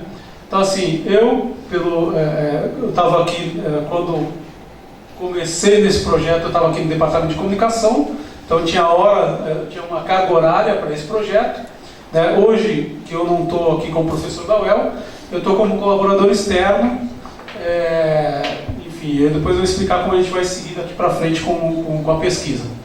Professora Regina Escudeiro, né, de Relações Públicas, e aí como alunos nós temos aqui a Ana Carolina Vidotti, que foi quem fez esse PowerPoint, a Bárbara, que é de Relações Públicas, o João Vitor é de Relações Públicas e a Bárbara é de Jornalismo. Pode passar, por favor. Então, começando aqui pelos dados levantados da Folha e do Jornal de Londrina. Por favor, o próximo. Bom, aqui nós tínhamos mostrado aqui o roteiro da pesquisa. Então, a partir desse roteiro que foi elaborado, com esses questionamentos, os alunos foram fazer a pesquisa dos jornais. Então, nós questionávamos, por exemplo, se tem chamada de capa. Por quê? Se tem chamada de capa, a posição na capa, se é uma manchete, né, ou não, vai indicar o nível de relevância que o veículo deu para aquela notícia, né? Então, são critérios jornalísticos. Se tem foto na capa, se não tem, em que página saiu, porque se sai na página par, ele tem uma importância, se sai na ímpar tem outro tipo de importância, na ímpar ele é mais importante, em qual editoria saiu. Uma questão que ainda serve mais para o formato standard, o JL era Berliner, né? O formato standard é importante saber se está acima ou abaixo da dobra da página, né? Normalmente se pegar o jornal standard, banca de revista e de jornais é uma coisa que não existe mais em Londrina quase, né? Teve um prefeito, aliás, jornalista que era jornalista e que acabou com as bancas. Mas quando tu vê o jornal na banca, tu vê ele dobrado para a parte de cima. Logo, a parte de cima é a parte mais importante. Então, acima da dobra é uma matéria que foi considerada mais importante e que aí, dentro da hierarquia das notícias, ela subiu. Abaixo da capa, muitas vezes, é uma matéria de menor importância ou quando o editor quer responder a matéria, ele põe abaixo da dobra, né? Enfim, isso é uma maldade. Quantas colunas ocupa, né? Às vezes uma notícia de uma coluninha só, quer dizer, é uma matéria pequena, não tem muita informação. Se abrem 4 colunas, no caso do JL era 5 colunas, né? A Folha também são 5, mesmo sendo standard. Se tem foto na matéria, o título, um resumo rápido, eles fizeram um resumo rápido de cada reportagem para que nós pudéssemos identificar qual era o ato infracional que tinha sido, que envolvia aquela reportagem, a data em que foi reportado. O local do fato, que era uma questão que, por exemplo, interessava o pessoal da geografia, que aliás eu esqueci de citar, a geografia também está, o local do fato, que era um dado importante, porque eles trabalham com a relação com a cidade. Nós vamos mostrar aqui, depois, o resultado dessa primeira fase da pesquisa. Isso aqui vai ser um dado importante. E o nome do repórter, essa aqui era uma informação que interessa para relações públicas, que iria tocar uma parte da pesquisa, que é uma parte de compreender como esses formadores de opinião, o que eles pensavam a respeito do assunto, qual a impressão que eles têm, etc, etc. Por favor. Aí aqui, o resultado o resultado da coleta que nós fizemos. Primeiro dado interessante. A gente pesquisou um ano de Folha, um ano de JL, 365 dias. Na Folha de Londrina, aliás, os números são bem parecidos, na Folha de Londrina, 44 reportagens em um ano inteiro tratando de atos infracionais. Então, significa aí que não é um assunto, pelo menos quantitativamente, muito tratado pelos jornais. O JL tinha dado 42 reportagens. E dentro dessas, aí vocês vão compreender porque quando eu cruzar com outra tabela, vocês vão compreender o que eu estou dizendo. Dentro dessas, nós fomos lá procurar atos infracionais para cruzar com os boletins que tenham sido praticados por adolescentes, mas também encontramos adolescentes como vítimas. E o que mais se noticiou foi o adolescente como vítima de homicídio, 19% das reportagens, né? E aí tem uma questão também em torno disso, porque normalmente, nesse ano de 2013, ali por volta de outubro, novembro, teve uma série de adolescentes assassinados. E aí, muitos casos, na famosa, que também é uma discussão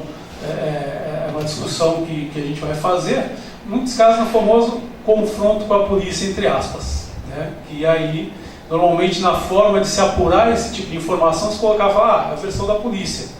Então, pegava a versão da polícia, o confronto, que a gente sabe que no Brasil, o confronto, se for pegar os laudos do IML, vai ver que são muitos casos, né, grande parte dos casos são execução. Né? Esse é o nome certo. O segundo assunto mais tratado, empatado, latrocínio e tráfico de drogas, 14% das reportagens, e aí roubo com 11%, e aí vai diminuindo a pizza aqui, dirigir sem carteira de habilitação, 7%, homicídio como autor de homicídio, 5%. É importante também que em alguns casos aqui, quando a gente vai analisar a reportagem, tem mais de um ato infracional reportado ali. Então vai ter mais atos infracionais do que reportagens. Próxima, por favor. No Jornal de Londrina a gente vê que não muda muito a pizza, né? Homicídios 22%, latrocínio 22%, muda o percentual, mas são as mesmas situações reportadas, né? Daí nós temos tráfico 15%, roubo 11%. E aqui são outras que aparecem em menor quantidade, né? Incêndio, provocou, atirou fogo, etc. Porte de drogas, ingestão de álcool, arremesso de celular. Aqui é um caso que o guri jogava o celular para dentro da penitenciária, lá para os caras pescarem e tal, foi apreendido o adolescente. Enfim, são exploração sexual como vítima, também aparece bem pouco, né? Invasão de prisão, enfim. O próximo, por favor. E aí aqui a gente vai compreender, a gente começa a fazer o cruzamento. Aqui, esse gráfico aqui é o dos atos infracionais conforme os boletins que foram tabulados.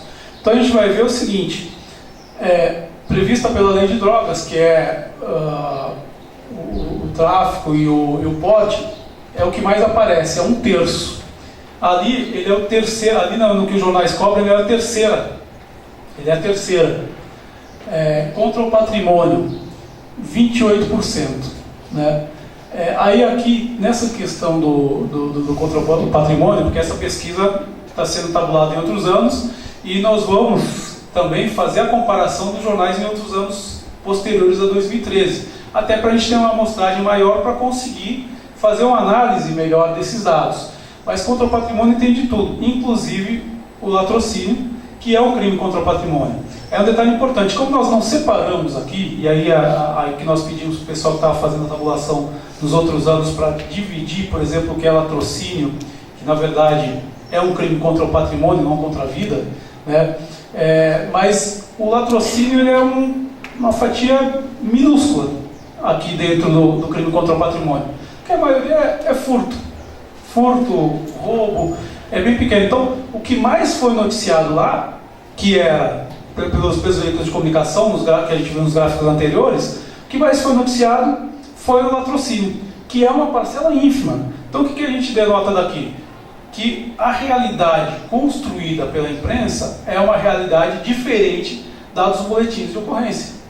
Ou seja, e aí, óbvio, isso aí vai levar a outras discussões que a gente vai fazer mais adiante, que aliás é a segunda fase da pesquisa. Então, assim, esse ato infracional aqui, ele tem um peso muito maior na realidade, e a realidade mostrada pela imprensa é diferente. Enfim, aí vem vindo aqui outros contra a administração pública, contra a pessoa, enfim, homicídio. Homicídio também é ínfimo. O interessante é que quando se faz a discussão sobre... quando se faz a discussão, aquele discurso que foi até relatado pelo Raimundo, porque o Estatuto da Criança ele defende a impunidade, etc, etc. Normalmente, quando acontece o caso de latrocínio, que nesse ano de 2013 aconteceu aquele do depósito São Marcos, sempre erro o nome dessa empresa, e que teve muita repercussão na imprensa, e que teve muitas manchetes, né? E aí se faz toda a discussão, porque tem que acabar, tem que mudar o Estatuto para acabar com a impunidade. Só que dentro da realidade ele é ínfimo, estatisticamente ele é ínfimo. Pode passar o próximo, por favor? Está em último aí, né? Está em última previsão, pelo ECA. Sim, isso pelo ECA. Aqui é o número absoluto dos, total de adolescentes envolvidos com atos 1307, número de adultos que estavam juntos 192. Há uma discussão importante lá dentro do projeto, que muitas vezes, o que acontece? Normalmente esse adolescente que começou a cometer ato infracional, ele passa dos 18 anos e continua cometendo, né? Então ele faz carreira. Total de envolvidos, aquela tese também de que os adolescentes eles servem de bucha, né? Quer dizer, ele vai lá, assume o crime para livrar o adulto. Então, quer dizer, não é de 1.307 adolescentes, tinha 192, dá pouco mais de 10%. Então aqui são dados dos boletins, por favor.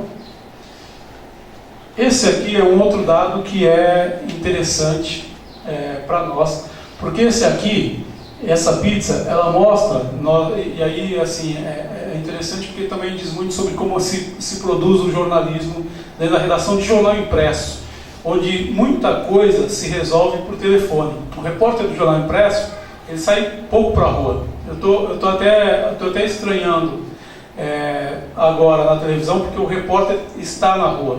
Eu até estava brincando que em 2 meses de RPC eu fui mais na Vinda Saruquim do que em 15 anos de JL.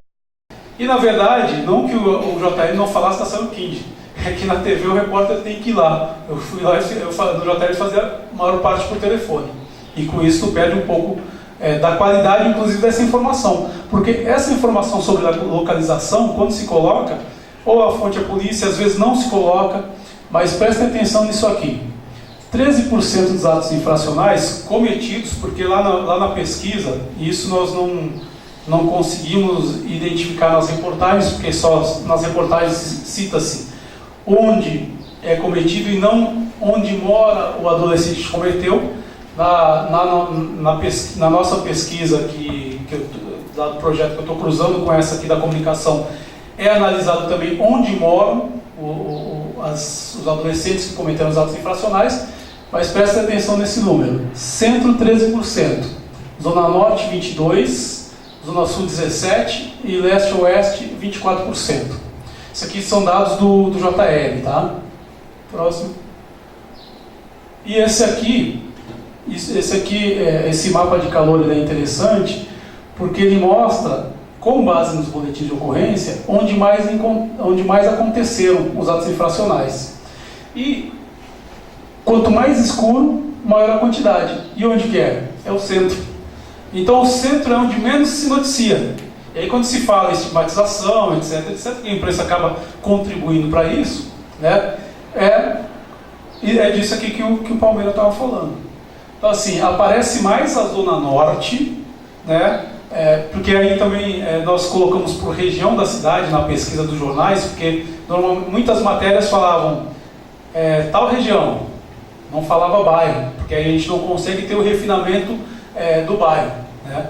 Até porque o Londrina tem 350 bairros, e aí é uma complicação. 50 resolveu o problema. Mas aqui, pelo mapa de calor, é o centro. Então, mais uma vez, a gente mostra que a realidade construída nas reportagens, ela acaba diferindo dessa realidade aqui. Próximo, por favor. Aí aqui por números, né, absoluto centro histórico, 170, 5 conjuntos, 112, aí Eleonor, 51, Parque das Indústrias, 49, então aqui por bairro. Próximo. Enfim, aqui já são questões que nós apresentamos lá para o grupo, que eram hipóteses que nós tínhamos apresentado. Pode passar.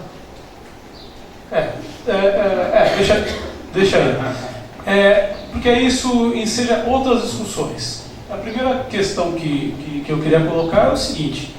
Bom, a imprensa, os fatos relatados pela imprensa, embora estatisticamente não coincidam com os boletins de ocorrência, né, eles são fatos mentirosos? Não, não são. São fatos que ocorreram. Né? Mas isso que daqui para frente nós vamos discutir no projeto, quando começarmos a fazer uma análise teórica do assunto, o que faz com que a imprensa escolha alguns assuntos em detrimento de outros? Bom, primeiro, a gente começa pelos critérios de noticiabilidade, pelos critérios a partir do qual nós hierarquizamos as notícias. Quem trabalha ou trabalhou em redação já deve ter ouvido a palavra fuleiragem. Né? Tem assuntos que o repórter pega morto de raiva de fazer, porque são assuntos que, assim, para a cultura da redação, eles não são menos nobres, né? Eles não são relevantes. Né? Se eu tivesse que vir fazer essa palestra, talvez eu tivesse, fazer jornalisticamente falando, talvez eu saísse xingando a redação. Né? Eu preferia fazer uma matéria mais quente, o IPTU que vai voltar hoje à tarde, a comissão processante do Boca Aberta, que são assuntos mais palpitantes para quem está dentro da redação. Então toda a cultura do fazer jornalístico e das organizações jornalísticas, elas nos levam para outros fatos que são considerados mais quentes. Então, dentro disso, obviamente eu não vou me aprofundar nisso, porque nós ainda não entramos nessa fase da pesquisa, né? Mas é dentro disso que nós vamos tentar procurar as respostas para compreender por que a realidade que é construída pela imprensa, né, é diferente da realidade do boletim de ocorrência. Porque aí entra principalmente essa questão da hierarquização das notícias e dos critérios de noticiabilidade. Essa é a questão. Enfim, e várias outras que podem ser colocadas. Era isso que eu tinha para apresentar. Ali, desculpa, voltando a essa penúltima, aqui são algumas hipóteses que nós tínhamos colocados, né? Os jornais de referência não dão tanta ênfase para o tema. Os jornais mostram adolescentes como crimes de vítimas, mas não problematizam essa questão do adolescente assassinado, tendem a justificar os crimes. Tem a questão, uma discussão que a gente tem na redação, fala, mas passou ou é invasão? Né? Caso semana passada, uma matéria que eu acompanhei semana passada, dos índios lá de Itamarana que ocuparam a fazenda. Porque, não, os índios são invasores. Eu falei, mas peraí, a reserva dos índios tinha, pelos papéis, 6.300 hectares. Aí fizeram uma medição, estava com 5.700. Tem 600 hectares voando por aí em algum lugar. E aí eles foram lá e falaram, não, invadiram? Como assim? Ou quem invadiu quem? Quem invadiu a terra de quem? Então essa denominação, essa discussão a gente tem muito dentro da redação. É falar assim, palavra mágica da polícia, confronto, morrer em confronto. Né? Até, aliás, inclusive, no ano passado, daquele 29 de janeiro, né, o dia que o crime organizado fez o toque de recolher em Londrina, quando foram presos policiais envolvidos, né, no caso, inclusive, um cara que virou réu nesse caso, que é o Tenente Guedes, posso falar porque ele virou réu, a acusação dele deve ter mascarado provas, sumido com armas, plantado armas, etc. Ele responde por isso. Né? Enfim. E a imprensa compra muitas vezes essa opinião, até pela dificuldade, porque o jornalismo, apesar de todo o glamour que às vezes as pessoas veem no jornalismo, é uma atividade industrial, é chão de fábrica, é produção em escala. Né? Eu estava, até no começo aqui da conversa, eu estava no WhatsApp porque eu estava já conversando com a pauta, discutindo minha tarde de hoje. Porque isso aqui é indústria. Né? A opinião dos jornais informativos está embutida na escolha das fontes e das palavras usadas, né? O exemplo do confronto com a polícia. A escolha das fontes já diz bastante também, né? A diferença entre os locais referenciados pelos jornais e os locais apresentados na pesquisa denota também o uso de critérios de noticiabilidade, construindo uma realidade diferente, né? E a mídia cria um clima, essa também é uma questão importante, a mídia cria um clima de opinião a partir da realidade que é construída com o seu noticiário. Por exemplo, os adolescentes vítimas não deram uma manchete, mas o latrocínio de São Marcos deu várias manchetes, se não me engano 2 ou 3, né? Então assim, é isso que é essa contribuição que eu tenho para dar.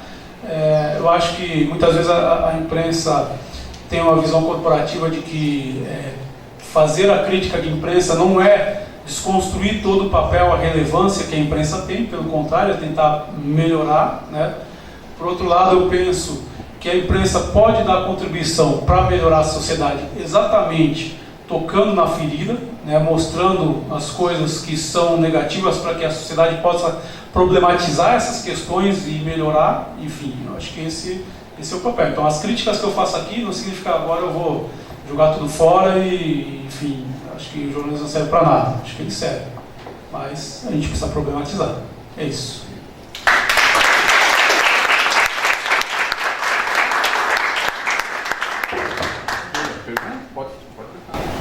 A senhora quer ver aqui? Não.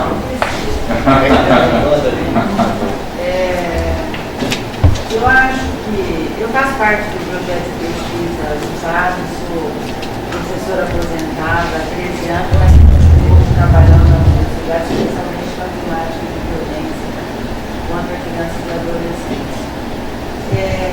E eu vejo assim, nesse trabalho, depois relacionado com a apresentação dos educadores, um fato fundamental que não é que nós, da sociedade geral, independente de seja da academia ou da escola da academia, não é que a gente pode e deve lidar com a imprensa, porque na verdade é um veículo de comunicação que a gente não pode desprezar, você depende dele, certo? A gente pode fazer críticas a diferentes matérias ou a diferentes revistas de circulação, mas o fato é que, em que pese as mídias sociais, a gente ainda depende, usa muito. Eu acho que esse trabalho que o Fábio fez, o levantamento que a gente fez, né, com os processos, né, da delegacia do adolescente, mostra isso que vocês falaram, que o professor aqui também relatou, que em que pese tantos anos do Estatuto, há um desconhecimento terrível acerca deles, e não só isso, uma desinformação que os programas policialescos ajudam a disseminar. Eu escrevi em silêncio. Bom, eu estou aqui em nome do coletivo Mobiliza Londrina, convite do Emerson. Eu estou encantada com a mesa.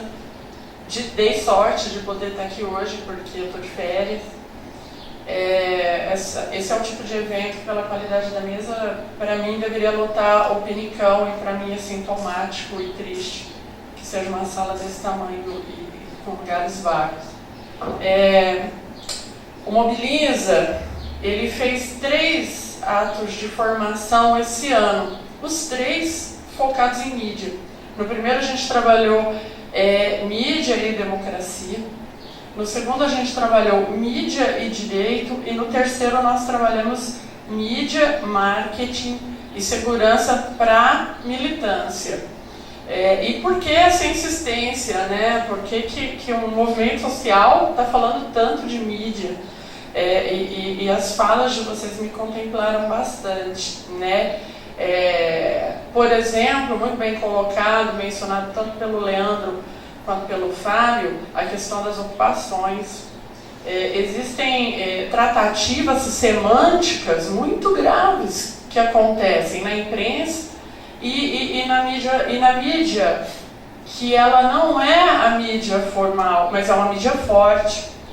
Então, até, se você me permite uma colocação, né, eu acho muito louvável esse trânsito de poder estar cá e lá em diferentes segmentos sociais, isso é muito importante, né? Esse trânsito é louvável. No entanto, existem lados que são realmente levianos, né? Existem campanhas midiáticas, e eu vou tomar liberdade aqui, porque o Coletivo Mobiliza Londrina, ele é um coletivo de esquerda, então eu me sinto à vontade para tomar meu posicionamento.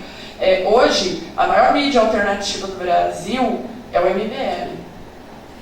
O MBL, por exemplo, levanta bandeiras como a da Escola Sem Partido, que vai, por exemplo, promotora, impedir que você distribua a sua cartilha de esclarecimento sobre abuso sexual na escola. Porque segundo a PL 26 aqui em Londrina e o projeto do promotor Najib no Brasil todo, não se pode falar sobre sexualidade, gênero, abuso, diversidade religiosa, diversidade política e cidadania dentro da escola, porque isso seria prerrogativa dos pais. E como é que a gente faz quando o pai é o abusador? Que a maioria dos casos são pessoas próximas à família, que estão no seio da família.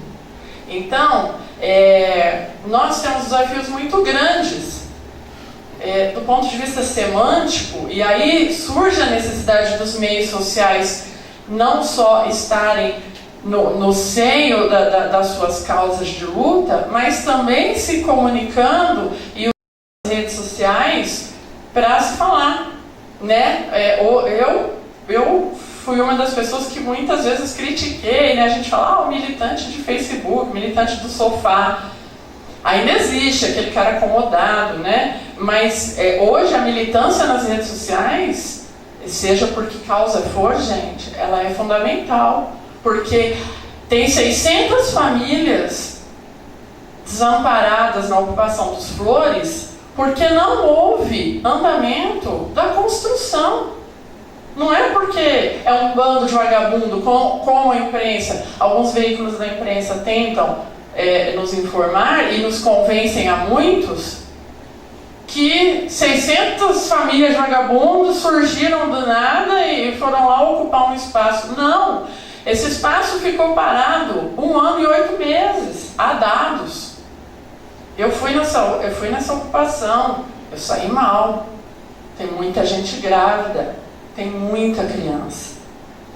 Mas nós estamos mediaticamente sendo educados para chamar a criança negra de periferia de moleque, né?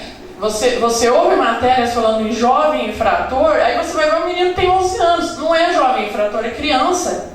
Com 11 anos é criança. Eu estou falando como psicóloga. Então, nós temos desafios enormes de lutar contra isso. Quando jovem produtor cultural é pego com 120 quilos de maconha. Esse é o tipo de manchete quando é alguém de classe média. Quando é um negro da periferia, é o delinquente, o marginal, o menor traficante. Então existem semânticas que causam uma violência social muito grande. Nós estamos todos sendo convencidos dia a dia, tanto por uma mídia formal como por uma mídia alternativa, por exemplo, de que como existe uma endemia de corrupção, não deve mais haver Estado. E em não havendo mais Estado, quem é que vai educar? Quem é que vai ressocializar? Quem é que vai amparar? Quem é que vai dar saúde? Né? Nós estamos vivendo um congelamento da PEC, que a gente chama de PEC do fim do mundo, que congelou verbas por 20 anos. As pessoas já estão morrendo. Já. É o primeiro ano. Nós tivemos um dado, né, o Mobiliza, ele é um movimento social que, como o próprio nome diz, ele procura se articular com diversos movimentos sociais da cidade, progressistas, evidentemente. Nós tivemos um dado da Alia, e me fez muito mal, porque a pessoa chorou na reunião, né? Desculpa. Já estão nascendo crianças, eu não sei se vocês sabem, mas algumas crianças, se você fizer um acompanhamento na gravidez de uma mãe soropositiva, a criança não nasce soro positivo, a não ser que ela tome o leite materno. Ela não pode tomar o leite materno. Então, o que acontece? O Estado fornece um kit de leites para amparar essas crianças. Não está acontecendo mais, não está chegando. Então, a Lia, por exemplo, acompanhou o caso de uma criança que nasceu negativada, deu tudo certo.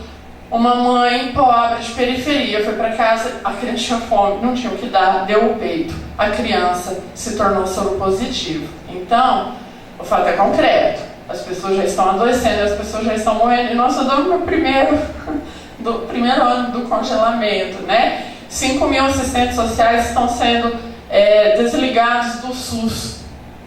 Como é que a gente vai fazer com essas crianças e com esses adolescentes sem assistência social? Nós estamos transformando o Estado em algo muito perverso, né? Então, assim, o que eu deixo aqui, mais do que como contribuição, mas como um pedido, né? Nós precisamos discutir mídia. Eu fiquei encantada mesmo, assim, com a pauta, com o tema e com as pessoas convidadas. Poxa, que legal ver a CUFA aqui. Então, nós precisamos dar voz a quem não tem voz. Porque existem campanhas muito fortes, tanto na formalidade da mídia como na mídia alternativa, para desqualificar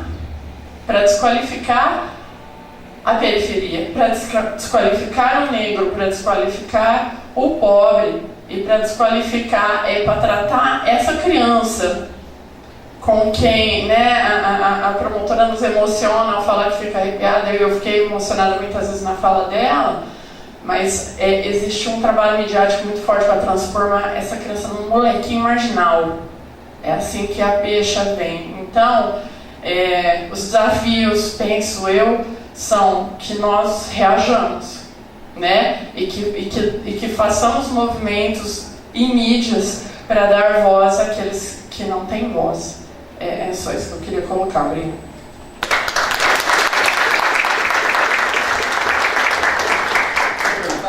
Já deu o papo.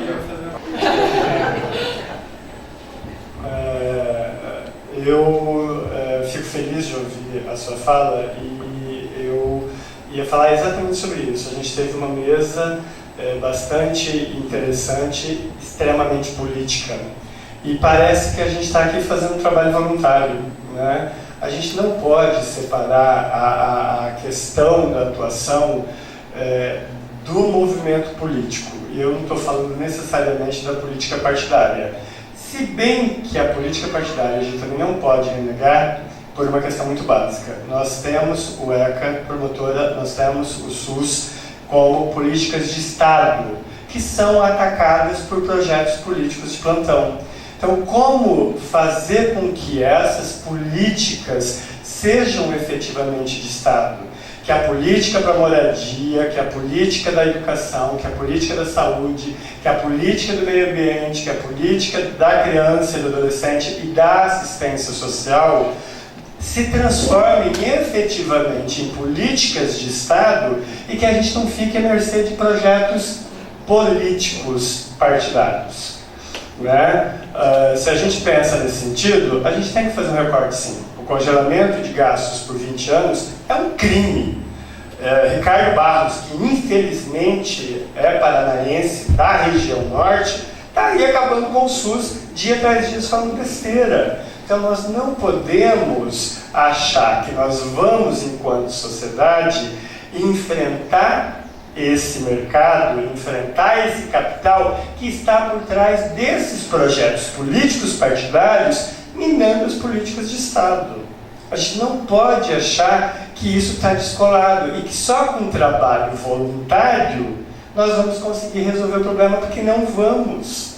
É louvável a atitude, é louvável o trabalho pessoal voluntário, mas ele não é suficiente. Nós precisamos fortalecer as políticas de Estado e a atuação política, muitas vezes partidária, é quem faz esse trabalho.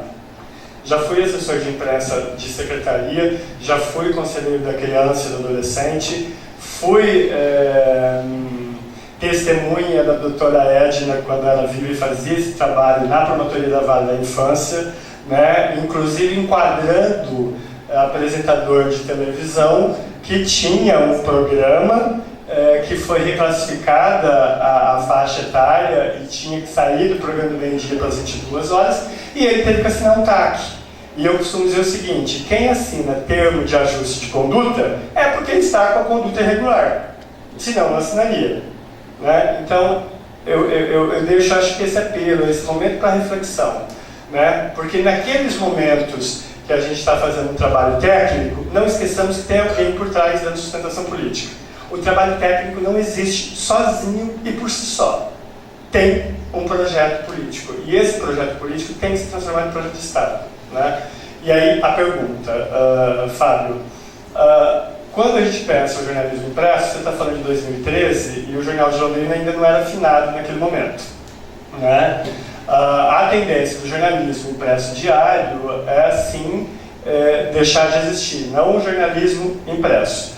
Muito dessa construção do que você está falando, dessa realidade construída, hoje essa percepção ela está diluída do jornalismo impresso, do jornalismo do rádio e da TV pelas mídias sociais. Como pensar projetos de pesquisa ou objetos de pesquisa, que é o que você está fazendo nesse momento, a partir dessa percepção via rede social? Porque me parece que as redes sociais estão reproduzindo os conteúdos de forma muito parecida com o que vem das mídias tradicionais, cujo conteúdo é disseminado por apenas 5 ou 6 famílias do Brasil. Então, como pensar essa repercussão deste conteúdo, porque a gente lê jornal de forma diferente, a gente vê a televisão de forma diferente, a gente está ouvindo rádio de forma diferente, como utilizar essa percepção deste conteúdo via as redes sociais? Se isso vocês estão pensando alguma coisa nesse sentido. Bom, primeiro a questão dessa mudança que acontece na mídia, né? Essa é uma hipótese de trabalho da minha pesquisa de doutorado, que eu estou analisando os limites do jornalismo, que aliás o meu objeto é o JL, inclusive, né? Estou analisando os últimos 3 anos do JL, eu estou analisando os limites do jornalismo nesse formato que se convencionou chamar de industrial, né? Industrial porque a redação tinha que ficar próximo da tecnologia de difusão, então a redação tinha que ficar do lado da gráfica, a redação da TV tinha que ficar perto da torre, né? E que a lógica das novas tecnologias mexeu com tudo isso, porque hoje tu pode produzir TV por internet, tu pode, mesmo no jornal impresso, tu pode escrever à distância da redação, enfim. Esse jornalismo ele está mudando, e a minha hipótese de trabalho é que ele, junto com ele, estão mudando também os conceitos civilizacionais que construíram esse jornalismo. Eu não sou tão otimista.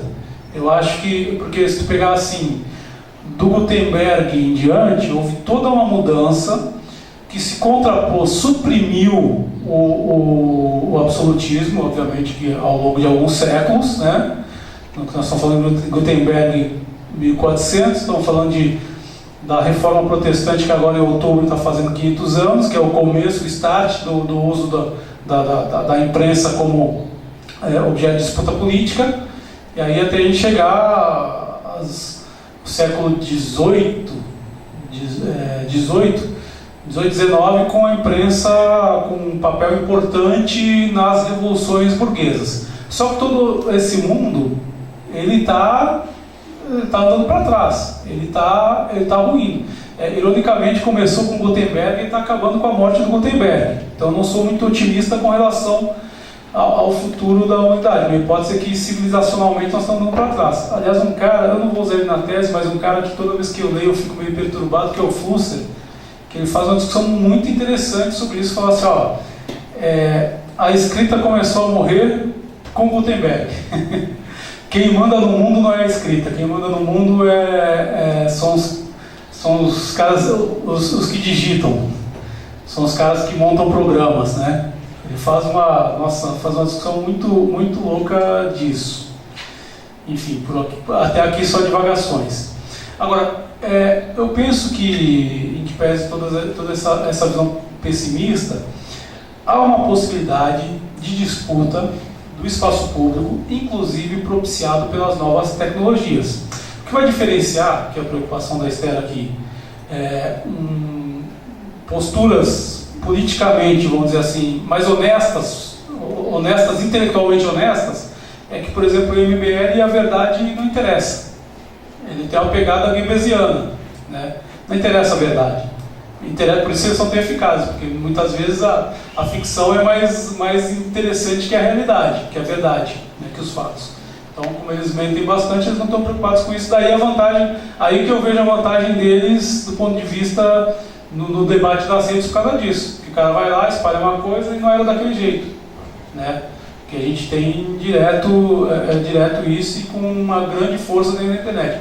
Mas acho que apesar disso, é um espaço ainda em disputa.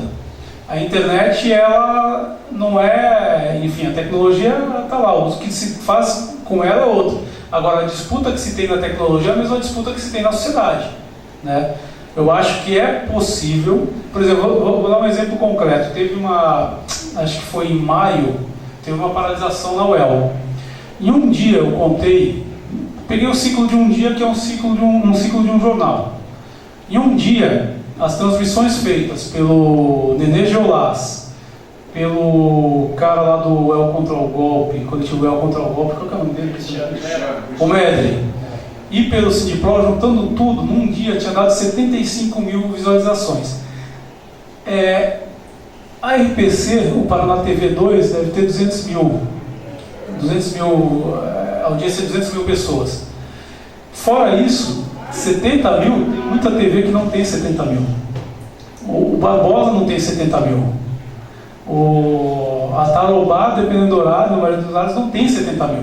Então, obviamente que para construir o esforço daquele era um dia, né? A RPC todo dia tem 200 mil pessoas assistindo.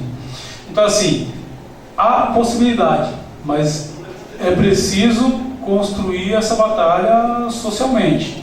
Eu acredito que há possibilidade, sim, dos meios. Não sou porque eu acho o Pierre Levy um deslumbrado com a tecnologia, não acho que vai ser a opinião pública mundial formada pela tecnologia, etc, etc. Mas eu acho que é um espaço que dá para se disputar. Enfim, não sei se eu respondo. Acho que é isso. Do ponto de vista do jornal impresso, obviamente, as reportagens mais de leitura são domingo. Tradicionalmente, domingo é um dia de leitura. Agora, a TV local não tem telejornal no domingo. Tem o Fantástico, mas o Fantástico é nacional. A gente está caminhando finalmente, eu queria saber se o Leandro tem alguma coisa para encerrar e também a Letéia. E aí, claro, depois se quiser conversar com eles e tal, está aqui disponível, né? Acho que quer gravar depois. Então, eu queria agradecer aí o pessoal aí que participou aí, convite também, João de Carvalho, trabalhou comigo lá no Vista Belo, Lagoeiro, pessoal aqui. Muito obrigado aí pelo convite, né? E para finalizar ali, o irmão do Capão Redondo ali, quando eu falei do Racionais, né? Que eu ouvia Racionais, e o Racionais tem uma música fim de semana no parque que ele fala assim: olha só aquele clube que da hora, olha o pretinho vendo tudo do lado de fora. Então, quando eu ouvia isso, eu era esse pretinho vendo tudo do lado de fora, né? E hoje, eu não estou mais do lado de fora, entendeu? Hoje eu estou aqui, entendeu? Eu estou dentro da universidade, eu estou sendo uma referência para as pessoas, para os jovens do meu bairro. Eu estou aqui porque eu quero mudança, entendeu? E onde estiver falando de paz, eu vou estar envolvido, entendeu?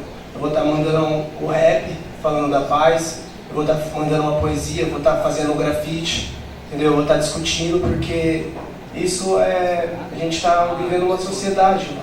Eu sempre falo isso pro pessoal lá no bairro, que quando tem um menino vendendo droga, ele está vendendo droga, ele vai vender droga pro meu filho. Então, e essa violência ela vai sair do bairro e vai atingir as pessoas que estão fora do bairro também. Todos vão ser atingidos, porque é uma sociedade. Então não adianta a gente fechar o olho e falar assim, igual as televisões que estigmatizam o nosso bairro,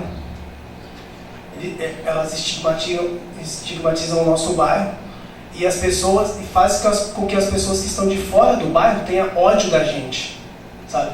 E aí, às vezes a pessoa fala, mas por que tem ódio? Por que essas pessoas têm ódio da gente que mora no Vista Bela?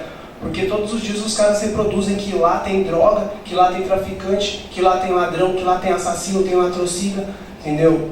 E nem é tudo isso aí também não, entendeu? Então eu acho que é por esse lado aí que a gente tem que... Eu fico louco quando eu assisto quando eu vejo passando aqueles programas da Tarobá, que os caras incentivam a violência, cara. A polícia entrou no Flores do Campo e o repórter e o jornalista fica falando, mas tem que entrar mesmo, que não sei o quê, que a polícia, que não, sabe, incentivando a violência, sabe? E nem é tudo isso, a polícia entrou lá numa boa, fez o papel dela e saiu fora, só que o jornalista, ele tá ali falando que tem que bater, que tem que entrar, que tem que expulsar o povo dali, sabe? E no Vista Bela eles fazem a mesma coisa também, porque eu já vi várias vezes, às vezes eu assisto só pra ficar analisando, sabe? Pra ver, assim, o ponto de vista do jornalista, cara. É totalmente irresponsável os caras, sabe? Mas enfim, é isso que eu queria falar. Bom, eu também quero agradecer. Eu quero falar obrigado pelo Fábio, porque era um dado da promotoria que eu via toda vez, eu atendia menino, todos os meninos que chegam para mim, ou é tráfico ou é roubo. E nos jornais, latrocínio, eu via, nossa, eu acho que caiu um para mim em 2 anos. Né? E toda vez no noticiário, divulgando exatamente números opostos aos que eu convivo no dia a dia. Tá certo que nem tudo vai para a polícia, porque nem tudo as pessoas registram, enfim, há um número também estimado nesse sentido. Mas a minha realidade demonstra aquilo que você apurou na segunda coluna. Quando você começou a colocar do jornal, eu falei, nossa, mas isso aí não é minha realidade. Depois você esclareceu e eu fiquei feliz por isso. E para pensar, assim, uma coisa que tem me chamado bastante atenção na questão da humanização, que não vamos devagar sobre isso, eu acho que não há resposta, mas de humanização é assim, o que determina uma criança ter nascido da minha barriga, por exemplo, eu sou mãe de 2 crianças, e uma criança nascida da mãe dessa barriga dessa mulher que é soro positivo não tem o que comer. Então isso foge muito ao nosso limite de seres humanos, com certeza, eu não sei se eu vou morrer sem ter uma resposta, mas isso aí foge ao nosso alçado. O que determina uma criança nascer aqui ou nascer, e o que determina essas situações? E por isso ela é menos humana, é mais humana do que alguém, né? Então a gente trata o problema muito como o outro, quando a gente não sabe o que é o futuro, né? A gente vai morrer, o que vai acontecer, ou por que determina um nascer negro, outro nascer mulher, outro nascer pobre, né? Isso não é do nosso controle, não é da nossa alçada e nunca vai ser, né? Então isso também não pode determinar fatores discriminatórios, né, eu acho. Mas assim, obrigada, Fábio, que você me tirou um alívio, viu? Bom, também rapidamente agradecer o convite. Acho que esses dados são importantes, a gente vai continuar pesquisando em outros anos e esse diálogo é importante também, né? Então a gente também tem interesse em difundir essa pesquisa, porque é importante que a sociedade saiba. E para finalizar, eu quero dizer que, apesar de, assim, acho que o jornalismo é uma atividade que tem 1000 defeitos, né? Mas apesar disso, eu ainda acredito que o jornalismo pode ter um papel civilizatório importante na sociedade,